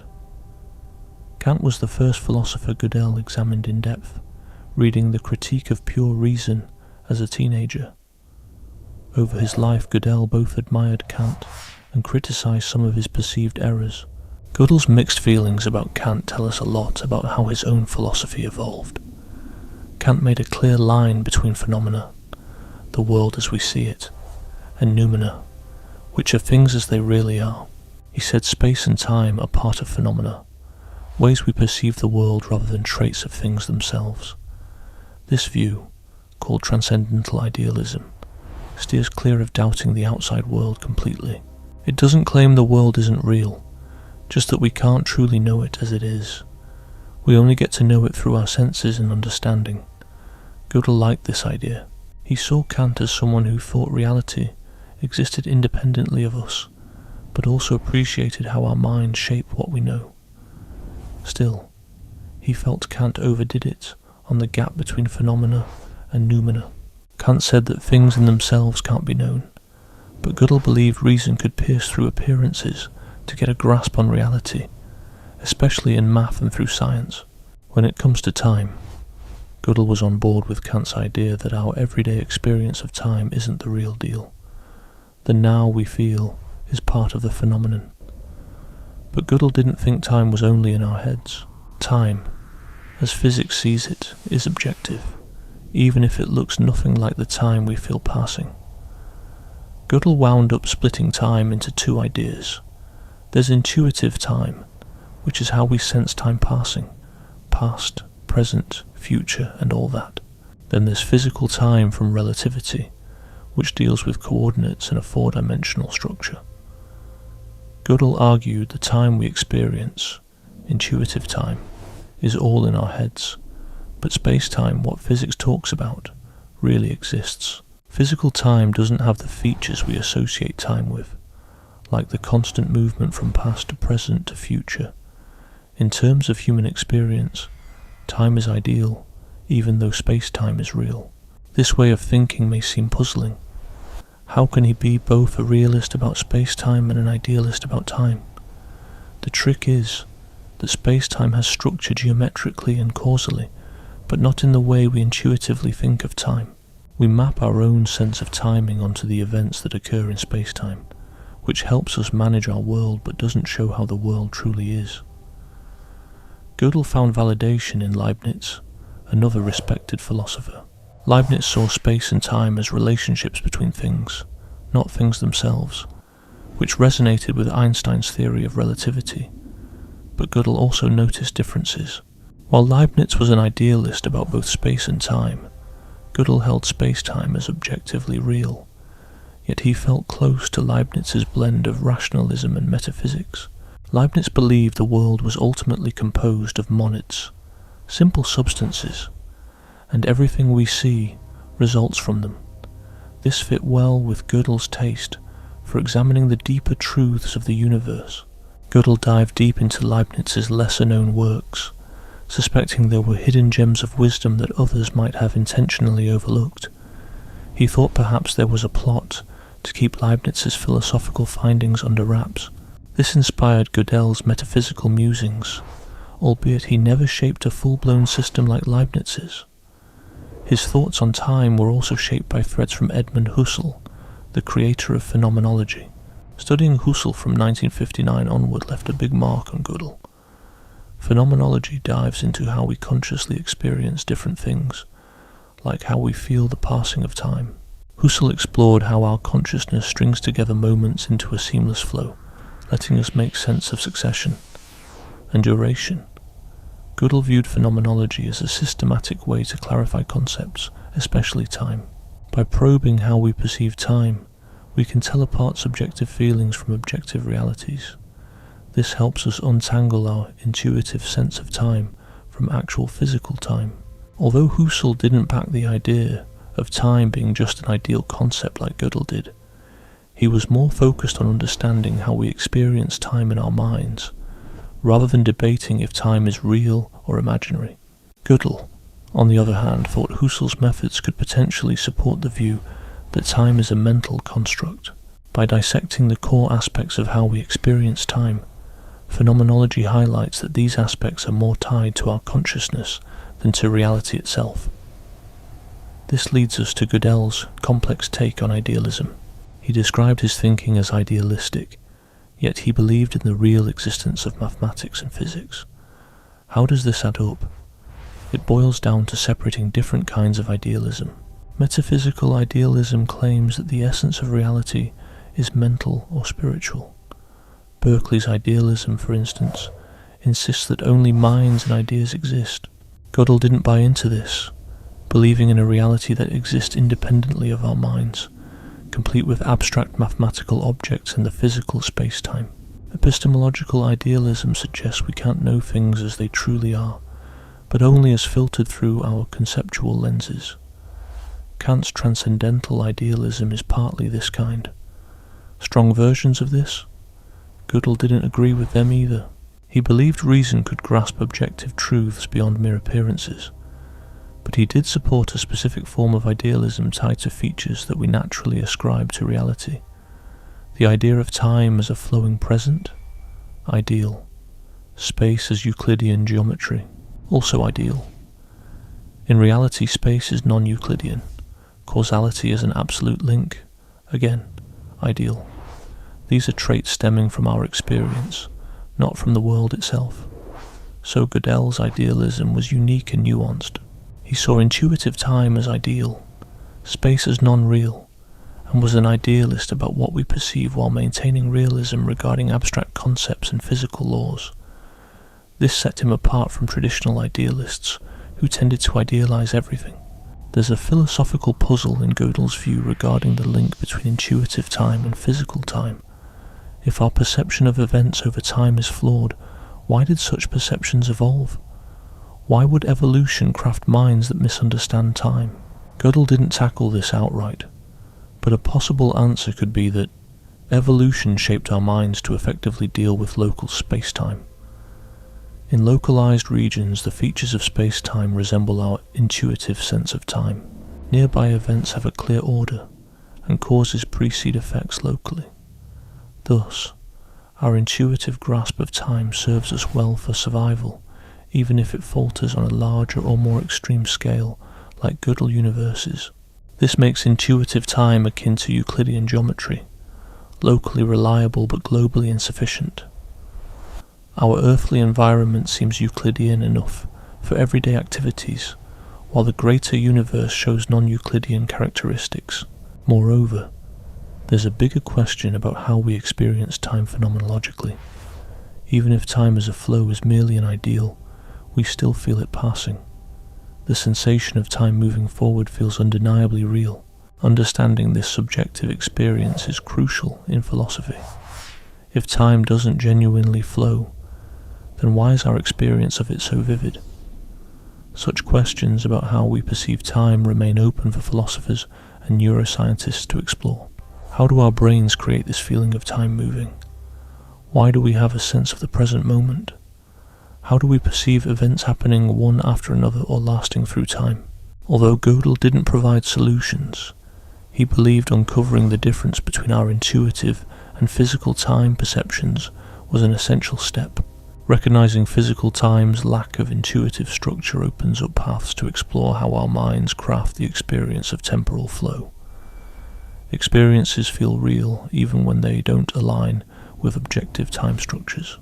Let's wrap up this section by diving into whether Gödel's idea of time being just an ideal concept really holds water. Philosophers in physics and metaphysics are still hashing it out. Those who agree with Gödel think relativity theory really shakes up our understanding of time in the here and now.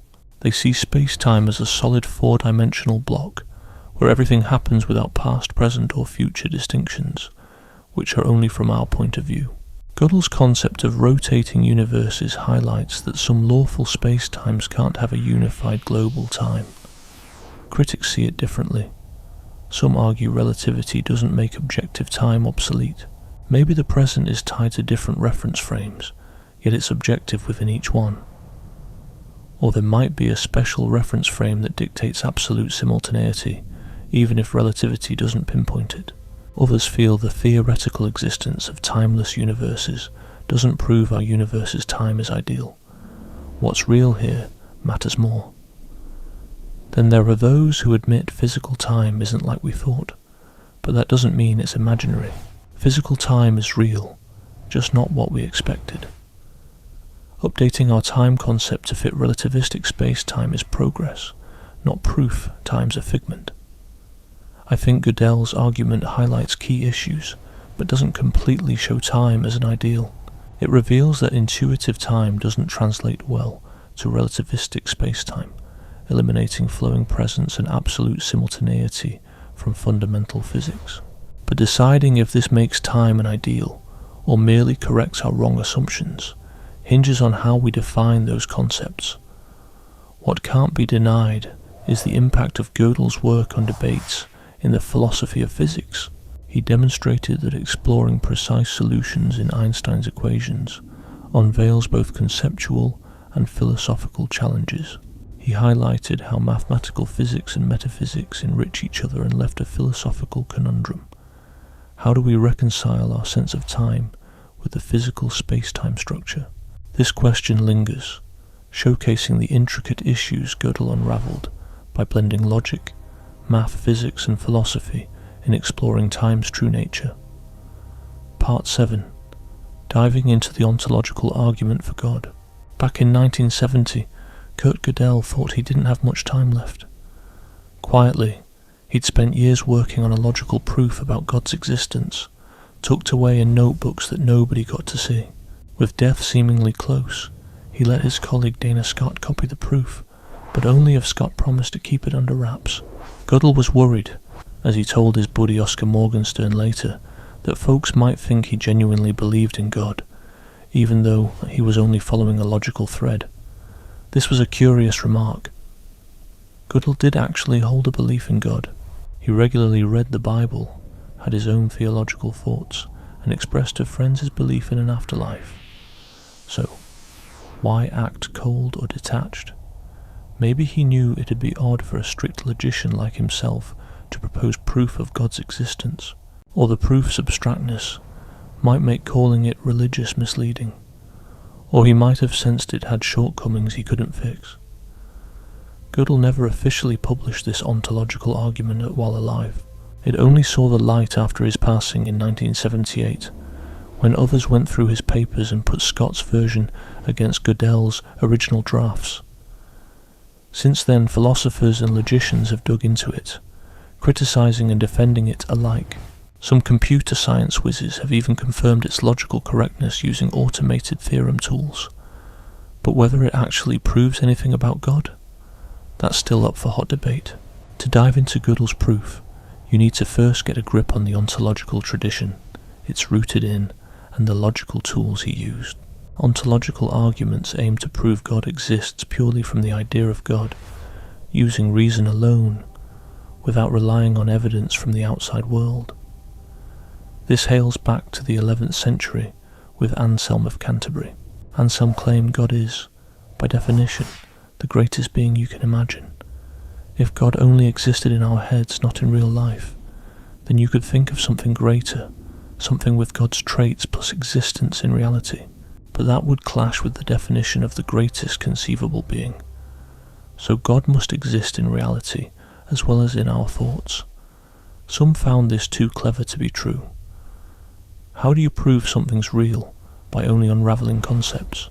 Existence isn't a trait like wisdom or strength that you can pack into a definition. Critics from Anselm's time like Gonilo, to Kant long after, brushed off ontological arguments as logical illusions. But these arguments kept showing up in fresh forms. Descartes argued that existence is tied to God's essence, just like three angles are tied to a triangle's essence. You can't think of God without existence any more than you can think of a triangle with less than 3 angles. Leibniz built on this, saying the argument only works if God's existence is even possible, i.e., if God's concept makes sense. Therefore Leibniz tried proving God's possible existence, which combined with the Cartesian angle would mean God necessarily exists. Gödel ran with Leibniz's take and crafted his own proof.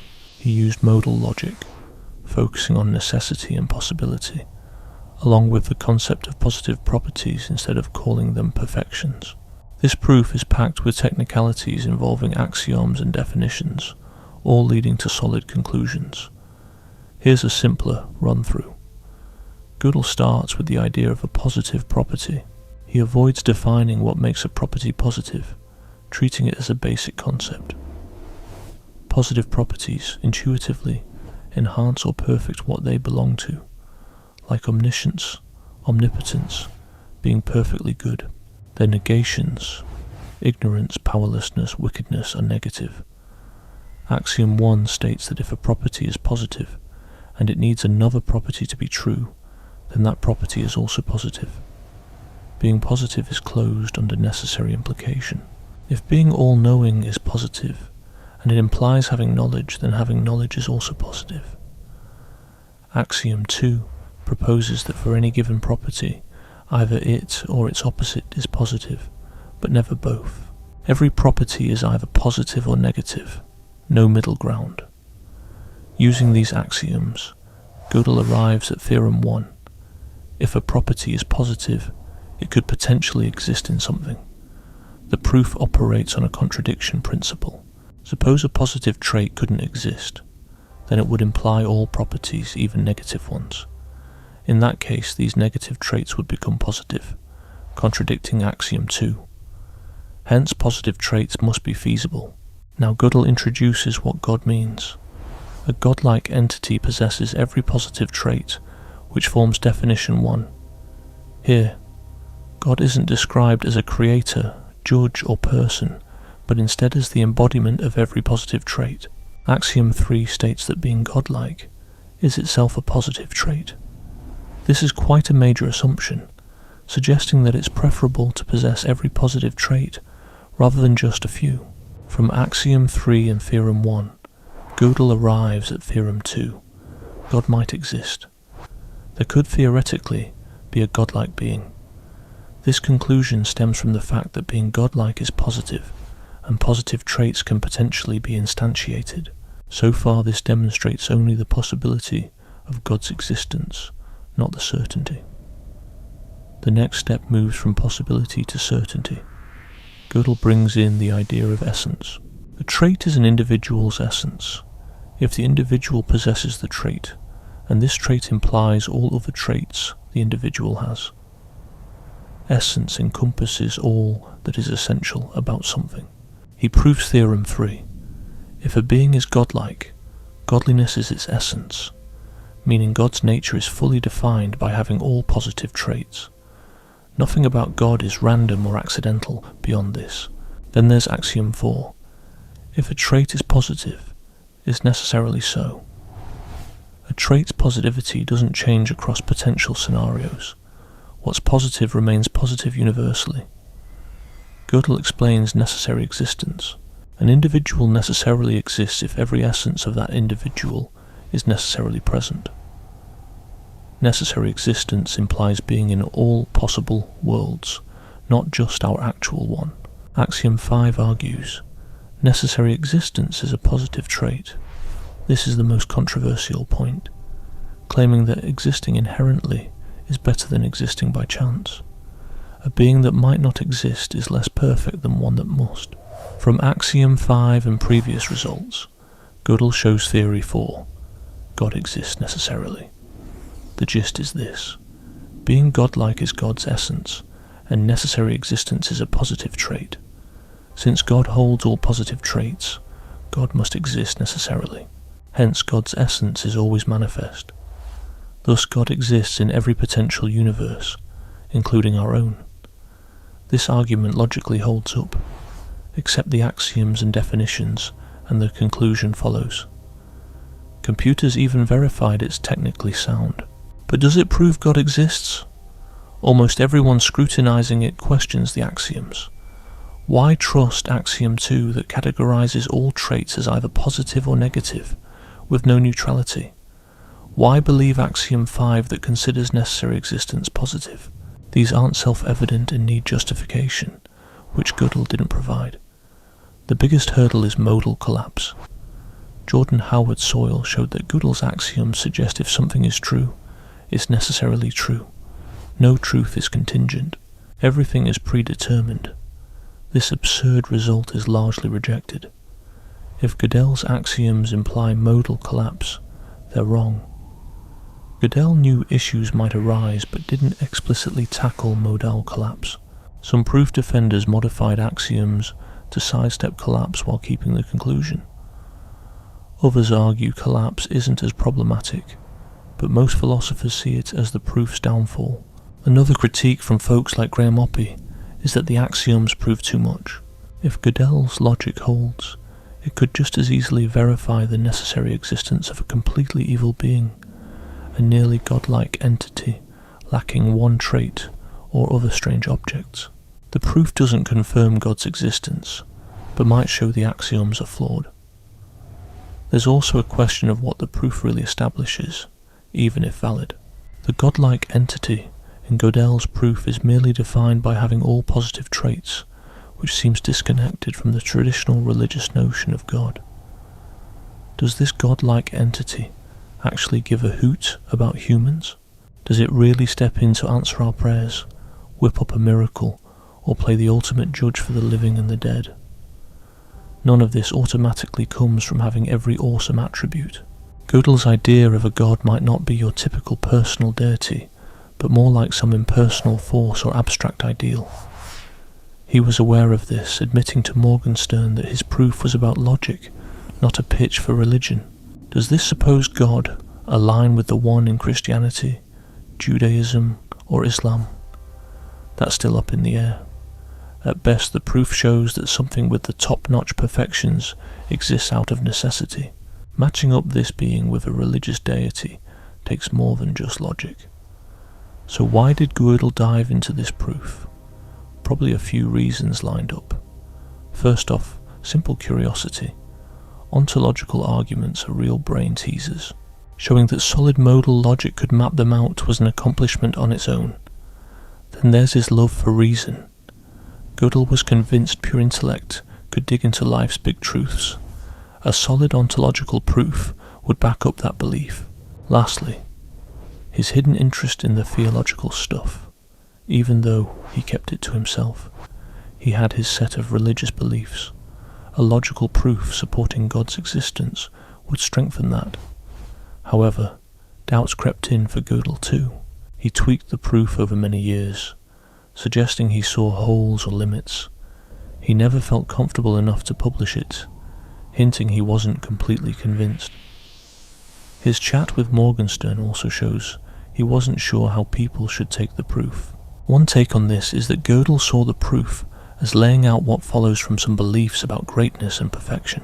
If you buy the idea that all perfections are positive, God has them all, and that existing necessarily is a perfection, then God must exist.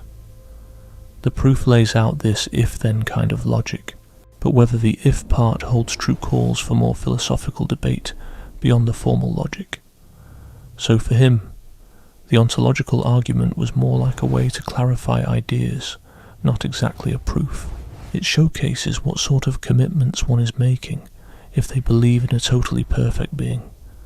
It maps out God's concept structure, but it isn't hard evidence of God without accepting the base assumptions first. Fast forward to today, and philosophers have gone in all kinds of directions with the ontological argument.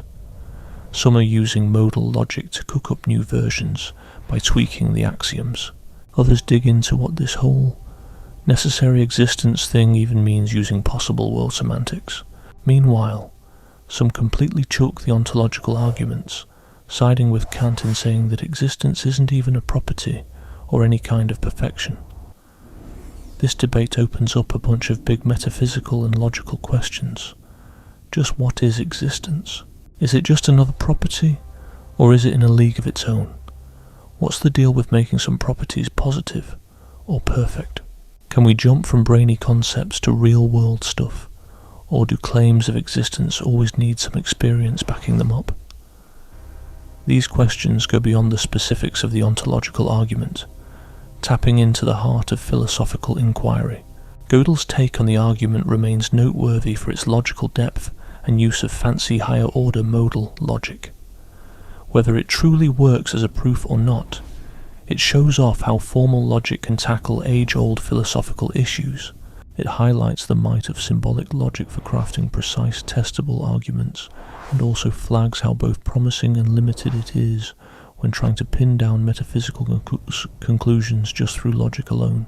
Plus, there's something else interesting. Gödel's 14-point philosophical program that turned up among his writings. It lays out his key convictions, many of which dovetail with his work on this ontological proof. One point says other worlds with different kinds of rational beings exist. Another states the world we're in now isn't the only one we'll have or have had. Yet another speaks of a scientific, exact philosophy and theology dealing with ultra-abstract concepts, very valuable to science. These hints point to a vision of reality going way beyond math and logic. Gödel believed in a reality more layered than just our physical universe, filled with non-physical beings and understandable through reason. His ontological proof was just a piece in this grander puzzle, with God being the ultimate entity in this richer metaphysical realm, known through rational thought. How captivating this vision looks depends a lot on one's philosophical outlook. Materialists and naturalists see it as unfounded speculation. Those who believe in God or hold idealistic views might find it appealing, yet they still wonder if logic alone can support such grand claims. Gödel himself seemed caught between having faith in the strength of reason and acknowledging its boundaries. The ontological argument portrays God as both highly ambitious and yet quite exposed. It's ambitious because it tries to prove the enormous assertion that God exists just through logic and definitions. However, it's vulnerable due to the fact that it hinges on debatable assumptions and can lead to tricky outcomes. This stands as a testament to rationalist ambition, highlighting both the power and the risks involved in trying to figure out reality using concepts. Part 8. Phenomenology and Gödel. At 53, in 1959, Gödel went through a significant shift in his philosophical outlook. He dived into Edmund Husserl's phenomenology and became convinced it was the right way to approach philosophy. For the next 20 years, Husserl's ideas would deeply shape his thoughts on mathematics, logic and philosophical inquiry.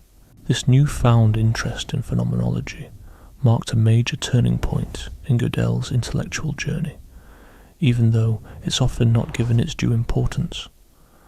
Phenomenology is all about exploring how we experience consciousness and how it's structured. It was Husserl who got this going in the early 1900s. This philosophy looks at the way we perceive things, understand meanings, how time is experienced, and how intentionality, or the way our consciousness is aimed at objects, helps us gain knowledge. The goal of phenomenology is to describe the core structures of experience through deep introspection and thoughtful analysis. So what drew Gödel to this method? For years he had been grappling with how to justify mathematical Platonism, explain our knowledge of abstract objects and craft a solid philosophical method. Phenomenology seemed to provide answers. It offered a way to clarify concepts by examining how consciousness engaged with them. It acknowledged intuition as a genuine source of knowledge, and it promised to be a rigorous science, Husserl's term for it, as opposed to speculative metaphysics. Gödel saw phenomenology as the only philosophy that fully honoured Kant's core ideas. Husserl had closely studied Kant, intending his work to advance what Kant had begun. Kant had asserted that we can't know things in their essence, only phenomena shaped by our ways of understanding and intuiting things. Husserl agreed that consciousness structures our experience, but he thought we could systematically explore this by studying how consciousness functions, allowing us to clarify concepts and understand the prerequisites for knowledge. Unlike Kant, though, Husserl didn't conclude that things in themselves are unknowable. Phenomenology sets aside questions on external reality. It neither confirms nor denies object existence, and instead focuses on how things appear to our consciousness. This setting aside, known as the phenomenological reduction or epoche, allows a clear metaphysics-free description of experiential structures. Gödel valued this approach because it steered clear of both naive realism and extreme skepticism. It didn't blindly assume we perceive reality directly, nor did it declare we can't know anything outside our subjective experience. Instead, it explored the link between consciousness and objects, clarifying how meanings form and how knowledge is structured. For mathematics, this approach held great potential. By studying how mathematical consciousness operates, like how we understand numbers or sets, we could investigate mathematical intuition, or the immediate grasp of mathematical concepts and their properties, phenomenologically. This could validate mathematical Platonism without needing mysterious causal interactions between minds and abstract entities. Gödel also thought phenomenology offered the systematic philosophical method he had always looked for. He believed philosophy should be as rigorous as mathematics, advancing through meticulous analysis, not speculation. Husserl's phenomenology promised this rigor. It demanded a disciplined study of consciousness, systematic descriptions of essential structures, and step-by-step clarification of concepts. In a 1961 draft lecture, Gödel mentioned that phenomenology isn't a science in the conventional sense. He saw it more as a method or procedure that creates a new state of consciousness, allowing us to detail the basic concepts of our thinking or discover other unknown ones. This viewpoint is quite noteworthy. Gödel saw phenomenology as transformative, changing how we think by making us aware of the conceptual frameworks we usually overlook. He even linked phenomenology directly with mathematics, suggesting that mathematical intuition isn't a mysterious gift, but a form of consciousness focused on abstract objects and concepts, and by understanding how this focus or directedness works, phenomenology could shed light on the nature of mathematical knowledge. Mathematical intuition deals with abstract entities that don't exist physically in space and time. These are ideal objects, meaningful structures that our minds recognize. They're objective, because their properties are fixed, not something we fabricate. Our understanding of them solves the age-old epistemological dilemma in mathematical Platonism. We don't require physical interaction with mathematical objects to comprehend them. We need to intentionally engage with them. Consciousness grasps concepts by seeing universal truths in particulars and identifying key features in ideas. This is how we uncover mathematical truths, through understanding concepts like numbers, which then reveal further necessary truths. Gödel argued that phenomenology also tackled the issue of evidence in mathematics. What constitutes evidence for a mathematical statement? It is not through empirical observation, since math isn't about the physical world, nor is it just formal proof, as such proofs begin with axioms needing their own justification. The key is intuitive evidence, the self-evident nature of mathematical structures when clearly perceived. Once we truly comprehend a mathematical concept, certain truths naturally follow. For example, understanding sets makes the axioms of set theory evident. However, differentiating genuine evidence from illusion or error is crucial, where phenomenological methods come in. By carefully examining our thought processes, comparing examples for common features and ensuring coherence, we clarify our concepts. Mathematical intuition isn't foolproof, but can be honed through rigorous phenomenological analysis. Husserl himself delved into this in his early work, notably in the philosophy of arithmetic. He examined how we conceptualize numbers by grouping objects and abstracting shared traits. 3 apples, 3 chairs, 3 ideas, all represent the number 3. We recognize the universal through comparing examples and finding commonality. Gödel appreciated Husserl's insights But notice they didn't cover complex mathematics. Gödel aimed to expand this method to advanced topics like set theory and transfinite numbers, believing it reinforced the reality of mathematical concepts.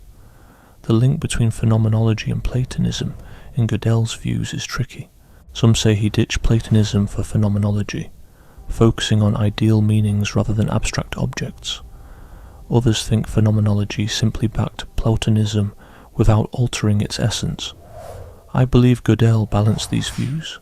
He upheld mathematical realism, asserting that mathematical truths are objective and not just mental constructs.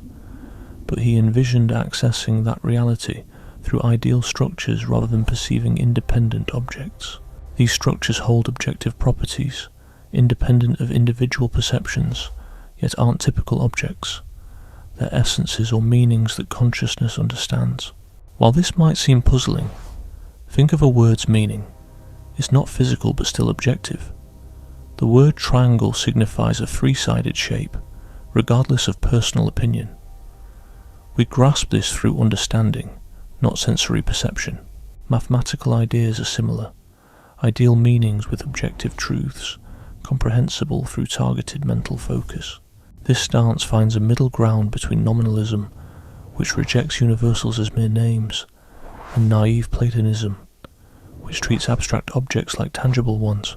Gödel's phenomenologically informed realism suggests mathematical concepts exist as objective ideal meanings, not bound by space-time, understandable by consciousness, and not created on a whim. One issue with this stance is about how we share understanding. If mathematical ideas are meanings that our consciousness grasps, how do we all end up with the same understanding? What ensures that my idea of a set is the same as yours? Without that certainty, math becomes a personal thing, with everyone interpreting it differently. Gödel tackled this using Husserl's idea of agreeing on fundamental inner structures. All human consciousness seems to be built the same way, with the same intuitive forms and reasoning abilities. When we look at concepts closely, phenomenologically, we uncover underlying truths that are universal. The idea of a number isn't just yours or mine. It's an ideal concept we can all understand, provided we have the capacity to grasp it. This brings up more questions. Why is it that human minds are structured to understand math so well? Is there some kind of pre-existing alignment between our minds and mathematical truth? Gödel seemed to lean towards an optimistic view, suggesting that reason aligns with reality because both are built on rational principles. The universe makes sense mathematically because it's rooted in those principles, and our minds can understand these principles because reason fits into the same rational framework. This idea is a nod to Leibniz's pre-established harmony, which Gödel admired, and it also calls to mind Plato's idea that learning is really a form of remembering something the soul knew before it was in a body. Gödel didn't outright endorse these specific ideas, but his views hinted at something similar. We can know math because our consciousness and math reality share a rational basis. However, people have critiqued phenomenology and how Gödel used it. Firstly, phenomenology can feel too personal to really support objective knowledge. If we're only examining our own consciousness, how do we know it reflects reality? Secondly, the descriptions in phenomenology can be vague and open to different interpretations. Different thinkers describe the same ideas in varied ways. Where's the precision Husserl promised? Thirdly, the terminology in phenomenology, like intentionality or noesis, isn't always clear and makes it tough to evaluate critically. Gödel was aware of these issues. He sometimes critiqued Husserl for being a bit scattered, preferring a more systematic approach himself. He also saw phenomenology as just starting out, not as a finished science, but he trusted the method and thought that with careful work it would yield results. Mathematical phenomenology was a future project, not a settled system. Gödel had a specific application in mind, analysing the concept of a set in a phenomenological way. When we grasp what a set is, we see it as any collection defined by a property or condition. We understand that sets can belong within other sets. There's no end to the hierarchy of sets. It keeps going indefinitely. These insights come from intuitively clarifying the concept, not from experiments or random decisions. From this clarity, we can justify the axioms of set theory. They should clearly express what the set concept involves. If they aren't obvious, then more clarity or new insights are needed to expand our understanding. This is how mathematical knowledge grows, by analysing concepts and bringing out their implicit structures. Gödel never fully fleshed out this idea. He left drafts and notes but published very little on phenomenology. His main ideas are known through conversations with Hao Wang, made public long after Gödel passed away. We can sketch out his position but don't have a detailed phenomenological theory of mathematics. Despite this, Gödel's move towards phenomenology was a big philosophical step. It was an effort to marry realism and rationalism to explain how reason can comprehend an objective reality without directly interacting with it. It provided a systematic way to look into consciousness and its structures, and it tied Gödel's mathematical work to a larger philosophical string that deals with meanings, intentions, and the basis of knowledge. Whether phenomenology can achieve all this is still open to discussion. A lot of philosophers think it's confusing or aren't sure if it lives up to its promises, but Gödel diving into it demonstrates his dedication to uncovering solid philosophical methods and being open to drawing from different intellectual backgrounds. He wasn't satisfied just sticking to the technical side of logic. His curiosity drove him to grasp the essence of mathematical understanding, explore how the mind connects with reality, and figure out the right approach for doing philosophy. Phenomenology appeared to provide a route to these goals, even if it was an unfinished journey. Part 9. Broader philosophical commitments. Wang once asked Kurt Gödel to sum up his philosophical stance, and Gödel came back with a short and sweet answer. His theory was rationalistic, idealistic, optimistic, and theological. Those few words lay out the foundation of his worldview. By digging into what Gödel meant with each of these terms, we get a full picture of the philosophy binding his work across logic, math, physics, and metaphysics. Let's kick things off with rationalism. Gödel saw reason as the crowning glory of human faculties, believing pure reason could unlock deep truths about the world. This put him at odds with empiricists, who lean on sensory experience for all factual knowledge, and skeptics, who question reason's ability to tap into ultimate truths. For Gödel, math shines as a testament to reason's capabilities. We grasp truths about infinity, abstract structures, and logical necessity through rational insight, not through what we see or touch. This knowledge springs from understanding concepts and knowing what they imply. Gödel didn't stop at math. His rationalism also embraced metaphysics and theology. Take the ontological argument as an example. It aims to prove God's existence through analysing concepts. His belief that philosophical puzzles can be resolved, and that every real question has an answer, shows Gödel's rationalist faith in reason's power. Sure, we might not have all the answers now, but reason, in theory, can dig them up. Gödel's rationalism reflected a Leibnizian flavour. Leibniz argued that the world is rational at its core, guided by principles our reason can pick apart. Principles like the principle of sufficient reason, nothing occurs without reason, demonstrate these rational guidelines. Gödel shared the belief that reality follows a rational blueprint, a universe governed by understandable laws, not randomness. Some might argue that incompleteness theorems cast doubt on rationalism, revealing reason's limits. If formal systems can't prove every truth, doesn't that point out a flaw in reason? Gödel thought the exact opposite. Incompleteness, in his view, illustrates reason's boundless range. We're not confined to mechanical rules.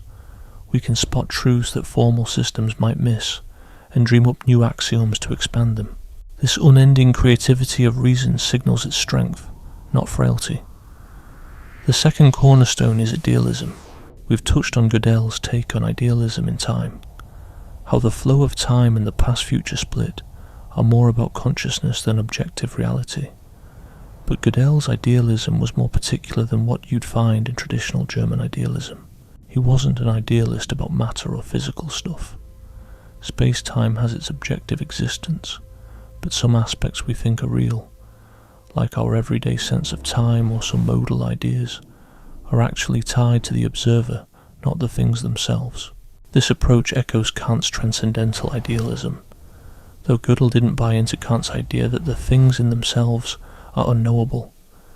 Gödel was confident we could, through reason, peer beyond appearances to get at objective truths. Science and math give us windows into this understanding. What's deemed ideal isn't reality itself, but rather the structures our minds impose while experiencing it. There's also a touch of idealism in Gödel's outlook on mathematical objects. They don't exist like physical objects do. They're more like ideal structures or insights our minds can grasp. This doesn't make them subjective or whimsical. Mathematical truths have an objectivity, yet they consist of ideal forms instead of tangible details. Then comes optimism, the third pillar. Gödel held a firm belief that every meaningful question has a solution, and that progress in math and philosophy was possible. He saw the universe as being rationally designed in a way that thoughtful minds can make sense of. This optimism stayed strong, even in light of his technical findings. Sure, formal systems aren't perfect, and certain questions can't be answered in specific contexts, but there's always room to grow, to tweak frameworks, add new axioms, and nurture better intuitions. No challenge is truly unbreakable. His optimism spilled over into his perspective on science and human knowledge. Gödel believed science would keep advancing toward deeper truths about the world. If current theories are incomplete, it doesn't mean truth is out of reach, it just means the quest must go on. He foresaw important developments in set theory, recognizing the importance of large cardinals before they were fully appreciated. This foresight revealed his belief that the right ideas would eventually come to light. Some folks might see this optimism as naive, especially considering the horrors of the 20th century, wars, totalitarian regimes, and the advent of catastrophic scientific technologies. So, how did Gödel stay so hopeful? The key is that his optimism was about reason and knowledge, not about historical progress or human actions. He didn't assume that humanity was on a path to moral improvement, or that political challenges would resolve on their own. His optimism was about understanding truth, epistemology, and the nature of reality, metaphysics, rather than history or politics. The fourth foundation of his thought was theology. Gödel believed in God, an afterlife, and that there was more to reality than just the physical universe. He shared with friends that he was convinced of life after death, based on logical reasoning. He saw a rational structure in the world as evidence of a rational creator. His 14-point framework included beliefs in other worlds, smarter rational beings, and the potential for a precise theology. Yet Gödel's theological views were more philosophical than religious. Although baptized as a Lutheran, he didn't stick with any religious group. He described his belief as theistic, not pantheistic, aligning with Leibniz rather than Spinoza. This meant he believed in a personal God separate from the universe, not an impersonal divine presence within nature. How did this theology shape his intellectual life? It offered a metaphysical basis for his rationalism and optimism. If the universe has a rational creator, then it's understandable that reality is comprehensible and reason can uncover truth. This belief also inspired his pursuit of philosophy and mathematics. Understanding mathematical structures means grasping the rational order of creation. Clarifying concepts means uncovering ideas in the divine mind. While this might sound mystical, Gödel didn't see it that way. He saw these as rational deductions drawn from thinking about mathematical truth, the universe's understandability, and reason's capabilities. His work on the ontological proof attempted to clarify that belief in God can stem from a proper understanding of perfection and necessary existence. Critics might question whether these four foundations align.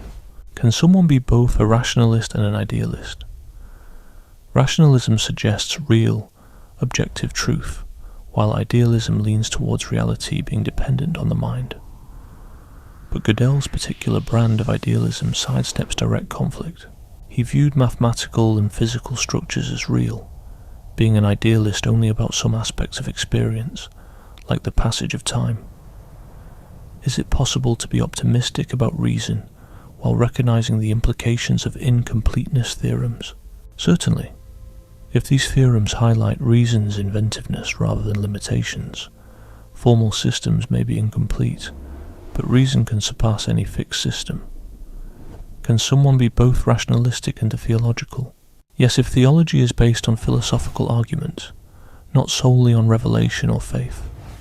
Gödel's theological views were deeply philosophical, even if they ventured beyond what many philosophers regard as provable through reason. Now, let's dive into some other facets of Gödel's broader philosophical outlook, as revealed in his writings and discussions. He believed in the power of conceptual analysis as the right approach in philosophy. Instead of empirical study or building speculative systems, philosophy should dissect and clarify concepts, probing their meanings and implications methodically. Phenomenology offered one method for such analysis, though his aim was broader than any single method. Gödel believed many philosophical disagreements stem from unclear or muddled concepts. By clarifying our understanding of causation, time, existence, and truth, age-old problems could vanish or become manageable. This focus on clear concepts linked him to analytic philosophy, although he held more ambitious views than most analytic philosophers about what conceptual analysis might achieve. Gödel had this big idea about how all knowledge tied together. Stuff like math, physics, philosophy, and theology weren't just separate subjects for him. They were all pieces of one big puzzle, trying to figure out reality. You see math popping up in physics, physics throwing philosophical questions around, philosophy borrowing precision from math.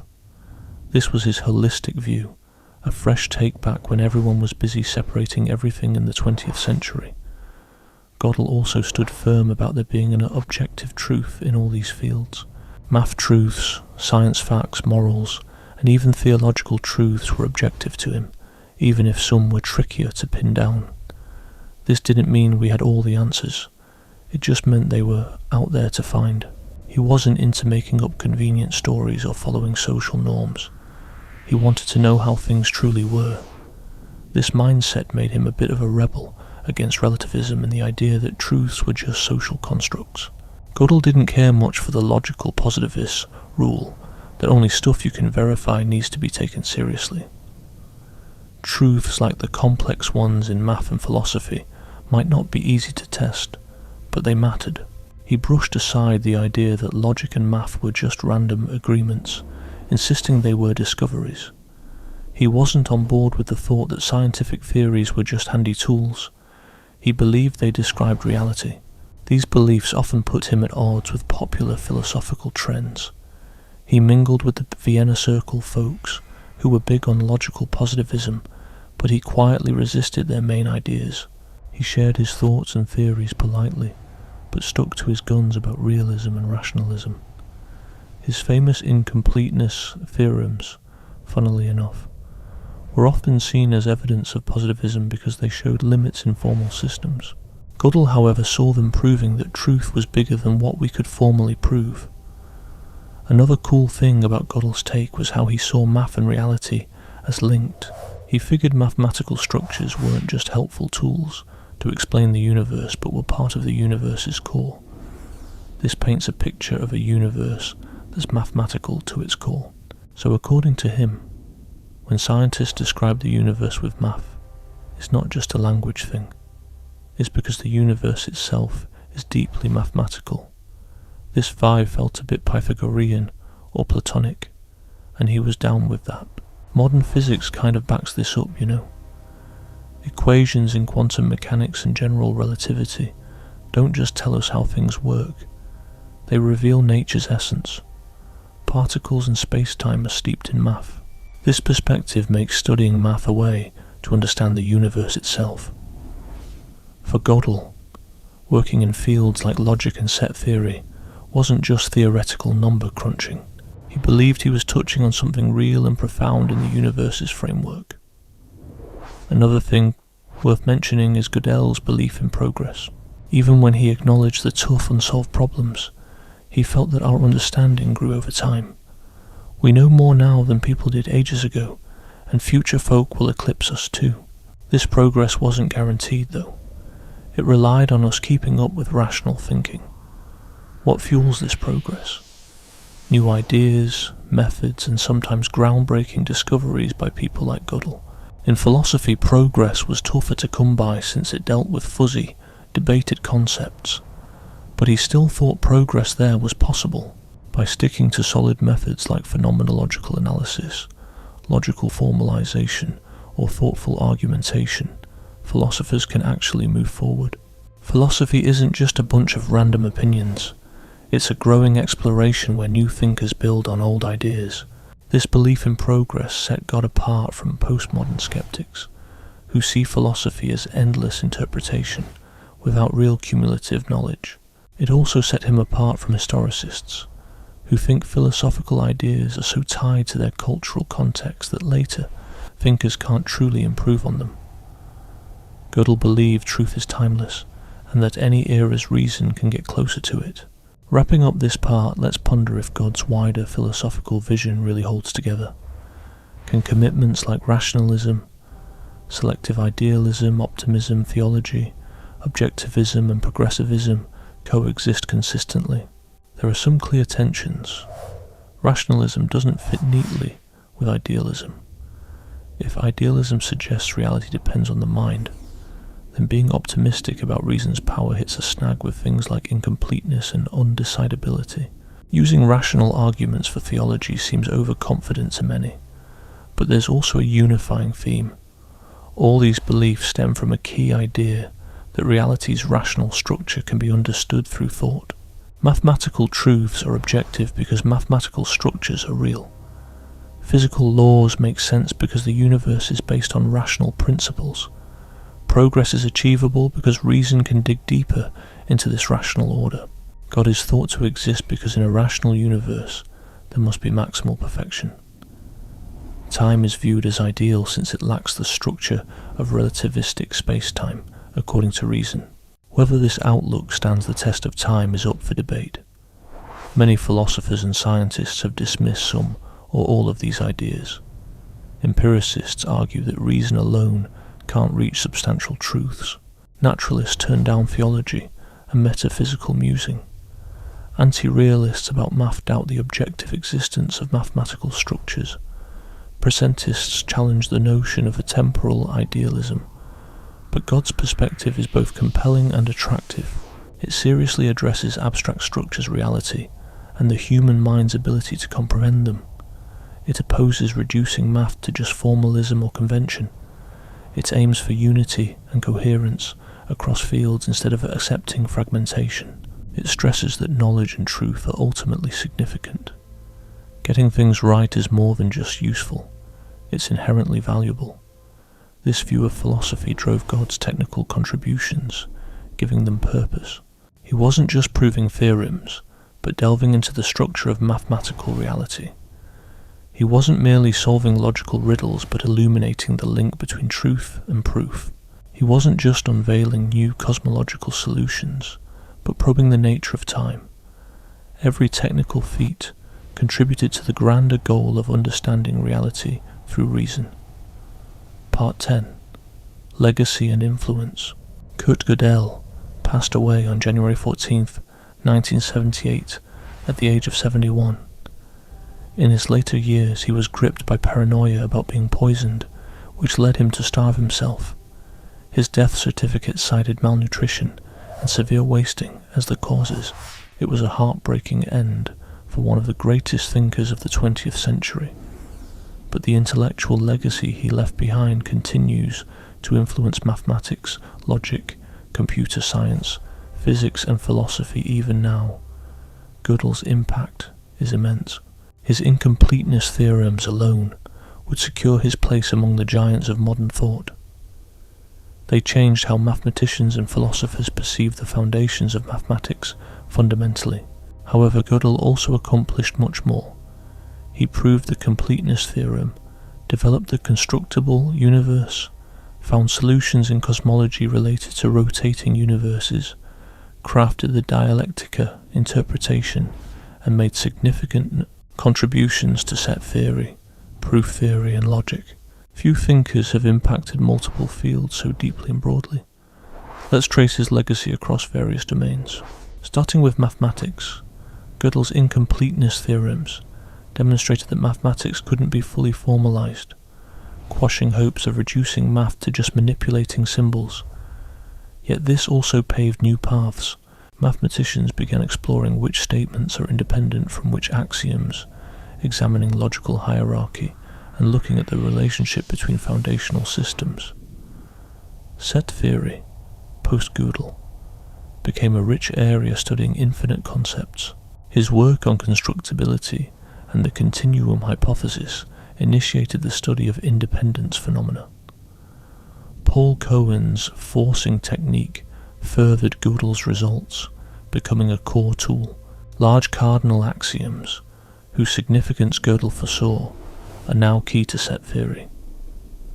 This pursuit of understanding which statements need specific axioms stems from Gödel's insight into the inevitability of incompleteness and independence. Model theory, which examines the connections between formal languages and their interpretations, largely evolved from Gödel's completeness theorem. The methods he introduced for creating models are now standard. The Löwenheim-Skolem theorem, compactness, and studies of non-standard models all trace back to Gödel's early work. Modern model theory owes much to his pioneering groundwork. Proof theory also greatly benefits from Gödel. Although Hilbert began the program, Gödel's incompleteness theorems required a re-evaluation of proof theory's potential. The investigation of consistency, strength, ordinal analysis, and the provability hierarchy emerged from the acknowledgement that consistency can't be proved internally, but only from stronger systems.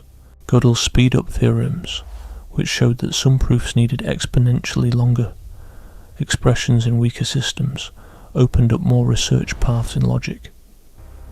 Gödel introduced the use of arithmetic to explore logical syntax.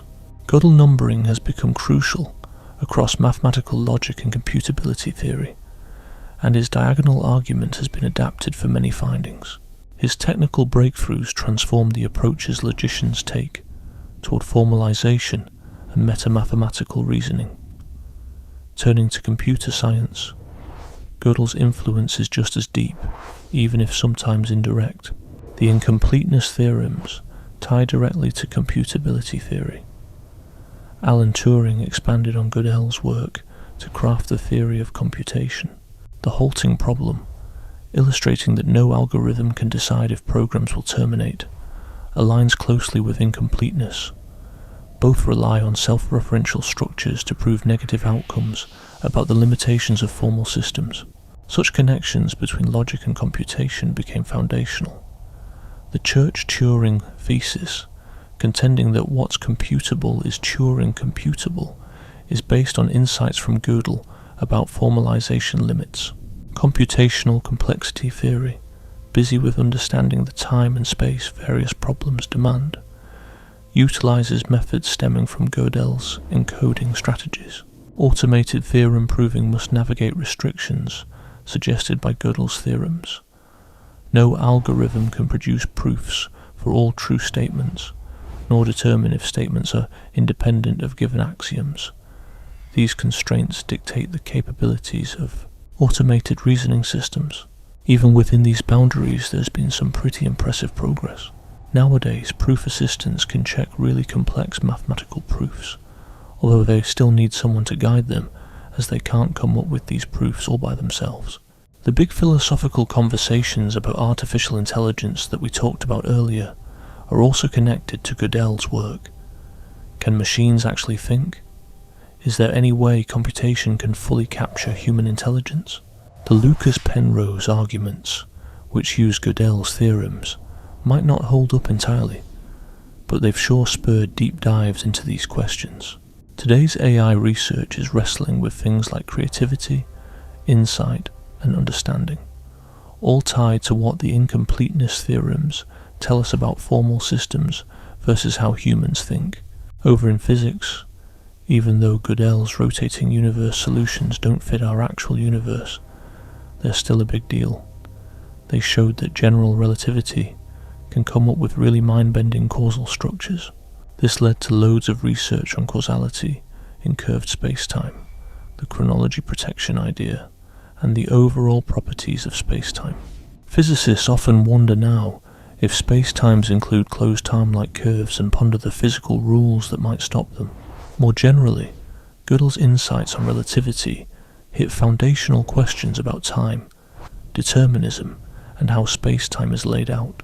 His idea that relativistic cosmology backs temporal idealism sparked some debate and got philosophers and physicists thinking hard about what time means in general relativity.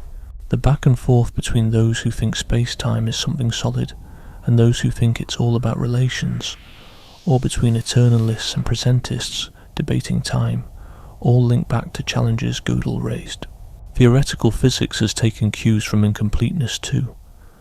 Some physicists even wonder if questions about quantum gravity or string theory might be undecidable in a formal sense. Others delve into whether the very fabric of physical law is incomplete in a Gödel-like way. While these ideas are still up for debate and not strongly proven, they show that Gödel's thoughts are still sparking new lines of research. In the world of philosophy, Gödel's influence is everywhere. His work flipped philosophy of mathematics on its head. The argument between Platonism, formalism and constructivism got a lot deeper after Gödel proved that there's more to truth than just provability. His backing of mathematical realism, with technical evidence to boot, gave Platonism a boost among philosophers who might have otherwise brushed it off. Philosophy of logic changed a lot thanks to Gödel too. The way syntax and semantics interact, where proof stands versus truth, and the distinction between first and higher order logic all became big topics, partly because of what he figured out. The field of modal logic, especially the logic of necessity and possibility in his ontological proof, grew a lot after Gödel's work. In epistemology, Gödel's incompleteness got people thinking. If our formal systems aren't complete, how do we know things? What's intuition's part in knowledge? Can we trust reason alone to justify beliefs in abstract areas? These were big questions before, but they got a new twist after his theorems. Metaphysics has eyed Gödel's ideas on time, possibility, and abstract entities pretty closely. Whether time's real or just an idea became a hot topic after his rotating universe proposal. Talks about mathematical entities and how we get to know about them always nod to his work, and although his ontological argument doesn't have a wide following, it sparked renewed interest in ontological proofs. Philosophy of mind faces tough questions about whether human thought can be mechanized because of incompleteness. While Gödel himself was careful not to draw too bold conclusions, his work is key background for debates about computationalism, understanding, and whether consciousness has something non-algorithmic to it. Now, let's clear up some common misunderstandings about Gödel's work that have spread around in pop culture, and even in academic circles. These slip-ups kind of twist his legacy and muddle what he actually proved. Misconception 1. The incompleteness theorems say some things can't be known. Not true. The theorems show that within certain formal systems, some truths can't be proven. But that doesn't mean humans can't know them. It's about the limits of formal proof, not human knowledge. We can spot Gödel sentences as true through informal thinking. We can't prove every true statement with a fixed set of rules and axioms. One common misconception is that incompleteness makes math uncertain, or suggests that mathematical truth is subjective. That's wrong. Gödel, who believed in objective mathematical truths, demonstrated that truth goes beyond what we can formally prove, underscoring that mathematical truths exist on their own, outside our systems. Incompleteness doesn't make math shaky. It highlights its endless complexity. Another myth is that Gödel showed human minds are not like machines. That's not true either. Although Gödel was doubtful about mechanistic views, he never claimed to have evidence for this. The Lucas Penrose arguments that tried to use incompleteness to argue against a mechanistic mind have faced a lot of criticism and been largely dismissed. The connection between incompleteness and the nature of the mind remains a tricky philosophical topic. Yet another misconception is that incompleteness applies universally to show all systems have limits. This is an exaggeration. Incompleteness is relevant for consistent formal systems that can express basic arithmetic. It doesn't instantly apply to fields like law, science, or theology unless they're structured similarly. Applying incompleteness outside mathematics requires solid arguments, not just a casual mention. Then there's the idea that Gödel's rotating universe proves time travel is possible or dismisses the existence of time. That's misleading. While the rotating universe is a solution to Einstein's equations, it doesn't match our universe. It suggests that general relativity can allow such scenarios, but whether time travel is possible or time is just an idea are entirely different questions that need more than just Gödel's model. Another mistaken belief is that Gödel's ontological proof convincingly demonstrates God's existence. This is debated. The proof stands up logically if the axioms are accepted, yet these axioms are controversial and can lead to issues like modal collapse. Most philosophers don't buy it, though some try to support modified versions. At best, it shows what follows if you buy into specific ideas about perfection and necessity. These myths matter because they skew Gödel's work. When journalists, communicators, or even scholars carelessly cite Gödel to make grand statements about knowledge limits or AI, they twist his work. Gödel's true contributions are significant without needing to exaggerate their implications. Let's not forget Gödel's impact on individuals and institutions. At the Institute for Advanced Study, he was a towering figure. His regular strolls with Einstein became legendary. Many young mathematicians and logicians valued his input. His technical genius paired with deep philosophical insight made him a distinctive intellectual force. Students and peers recall his meticulous and sometimes overly cautious nature. He questioned assumptions that others simply accepted and insisted on clear, precise formulations, which made him a challenging but immensely valuable conversationalist. Important progress in logic and foundational studies often emerged from tackling the questions and issues Gödel raised. After the 1940s, Gödel published sparingly, choosing to work on problems until he was completely satisfied with the results. This perfectionism meant some of his significant work wasn't published until it was found in his notes after his passing. Still, what he did publish was typically top-notch and lasting. His personal quirks, like his occasional paranoia, health worries and increasing reclusiveness, sometimes overshadowed his intellectual feats in biographies. However, those who knew him well highlighted his genius, deep philosophical thought, and kind nature. He guided many students, had lengthy correspondences with other thinkers, and generously engaged with ideas, even those he didn't agree with. So why should Gödel's work matter today? Well, foundational issues he tackled still aren't settled. For instance, the continuum hypothesis remains unresolved by standard axioms. Gödel's idea of searching for new axioms continues on.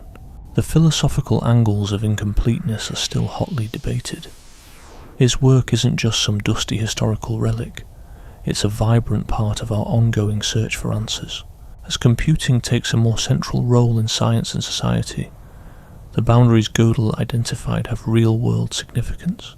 Grasping what's computable or not, what can be formally verified or not, and what can be decided by algorithms or not, ties back to the theories of incompleteness and computability that stem from Gödel's research. Then there's artificial intelligence, which prompts questions about machine intelligence versus human understanding. linking back to Gödel's theorems. As AI systems become more advanced, understanding where they fall short becomes vital. His work gives us a perspective on what formal systems can achieve and where human insight is still needed. We haven't solved all the big foundational issues in math and physics yet. String theory, for instance, deals with questions about empirical testability and uniqueness, while quantum mechanics puzzles over interpretations and set theory debates about which axioms to adopt. Gödel's knack for using rigorous math to tackle foundational issues is still essential for today's debates in these areas. Beyond that, his philosophical vision of unified rational inquiry into vital questions resonates with those who reject narrow specialization. Gödel demonstrated how technical work and philosophical thought can enrich one another. His legacy suggests that getting to the heart of things requires both mastery of formal systems and a broad conceptual understanding. Let's also consider where Gödel's influence hasn't been as strong as it could be. While his philosophical work on phenomenology was important to him personally, it's had limited sway. Most mathematicians and logicians don't know about his interest in Husserl, and his ideas about time are chatted about by some philosophers of physics, but haven't reshaped the field like his logical work has. His theological interests remain pretty niche concerning mainstream academic discussions. The ontological proof is often viewed more as a logical curiosity than a serious argument for God's existence. His rationalistic optimism and belief in exact philosophy face skepticism from today's postmodern and naturalistic philosophical approaches. Despite this, there are signs of renewed interest in Gödel's broader philosophical vision. Recent studies are digging deeper into the links between his technical and philosophical work. The release of his collected writings and correspondence has brought some of his unpublished thoughts out into the open. More philosophical commentaries and biographies have popped up, shedding more light on his way of thinking. To wrap it up, let's think about what Gödel's life and work represent. He showed us that rigorous formal methods could shed light on the biggest questions about knowledge, truth, and reality. He combined technical brilliance with philosophical depth. He made it clear that foundational questions aren't just abstract ideas, but are crucial for understanding how thought works and the boundaries of what we can know. Gödel wasn't afraid to go against the tide. He stood by positions like mathematical Platonism during an era of formalism, temporal idealism at odds with common sense, and rational theology, when metaphysics was considered out of vogue. He stuck with them because he believed they were true, not because they were widely accepted. His blend of logical rigor and daring ideas set him apart. He wouldn't make claims without solid arguments, but remained open to exploring ideas others pushed aside. He treated age-old philosophical issues seriously, while using modern mathematical tools to dive into them. His approach was a unique fusion of classical philosophical inquiries with modern formal techniques. Though the incompleteness theorems are his most well-known triumph, his contributions go beyond that. He showed that math has endless depth, that formal systems have innate limits, and that truth is something beyond what can be proven. He created groundbreaking models in set theory and cosmology, defended mathematical Platonism from both a philosophical and technical standpoint, and delved into the connections between logic, math, physics, and metaphysics. Most importantly, Gödel revealed that reason could uncover the deepest structures of reality, all while acknowledging its own boundaries. The incompleteness theorems aren't a cause for despair, but rather a door to new possibilities. There will always be more truths to find, more principles to acknowledge, and more ideas to clarify. Mathematics and philosophy are ongoing explorations needing constant creativity and insight. In this regard, Gödel's work deeply reflects humanism. He demonstrated that human thinking can't be fully reduced to or captured by formal systems. True understanding is more than just obeying rules. It's about intuition, judgment, and creativity that rise above mere algorithms. While machines can solve proofs and work with symbols, real mathematical comprehension means understanding concepts and spotting truths that no set process can churn out. This remains crucial at a time when computation and formal techniques dominate. Gödel teaches us that while precision and formalization are crucial, they can't substitute human thought. They clarify our existing knowledge but can't create understanding on their own. The insights necessary for mathematics and philosophy come from humans, something no computer can duplicate without entirely new principles. Gödel's intellectual journey stretches from his incompleteness theorems through to Platonism, set theory, cosmology, phenomenology and theology, marking one of history's most extraordinary intellectual achievements. His work transformed numerous fields and continues to spark insights long after his passing. Grasping what he discovered, what he believed, and why he explored certain questions enhances our understanding of mathematics, logic, philosophy, and the essence of rational thought itself. His legacy isn't set in stone. Ongoing debates about the meaning of incompleteness, the feasibility of Platonism, the concept of time, the future of artificial intelligence, and the nature of mathematical truth prove that the questions Gödel posed are too profound for easy answers. He pushed us to reflect deeply on foundational ideas, to blend meticulous thinking with big ideas, and to believe in reason's power to uncover truths despite inherent incompleteness. That is the ultimate takeaway. Incompleteness isn't failure, but rather an acknowledgement that the realm of mathematics is more elaborate than any limited set of principles. The journey toward deeper understanding never actually ends, but each step opens up new perspectives. Gödel drew some of that map with unmatched clarity, showing both the reach of reason and the vast possibilities yet to explore. His life's work is a testament to pursuing truth through rational inquiry, demanding, deep, and infinitely open-ended.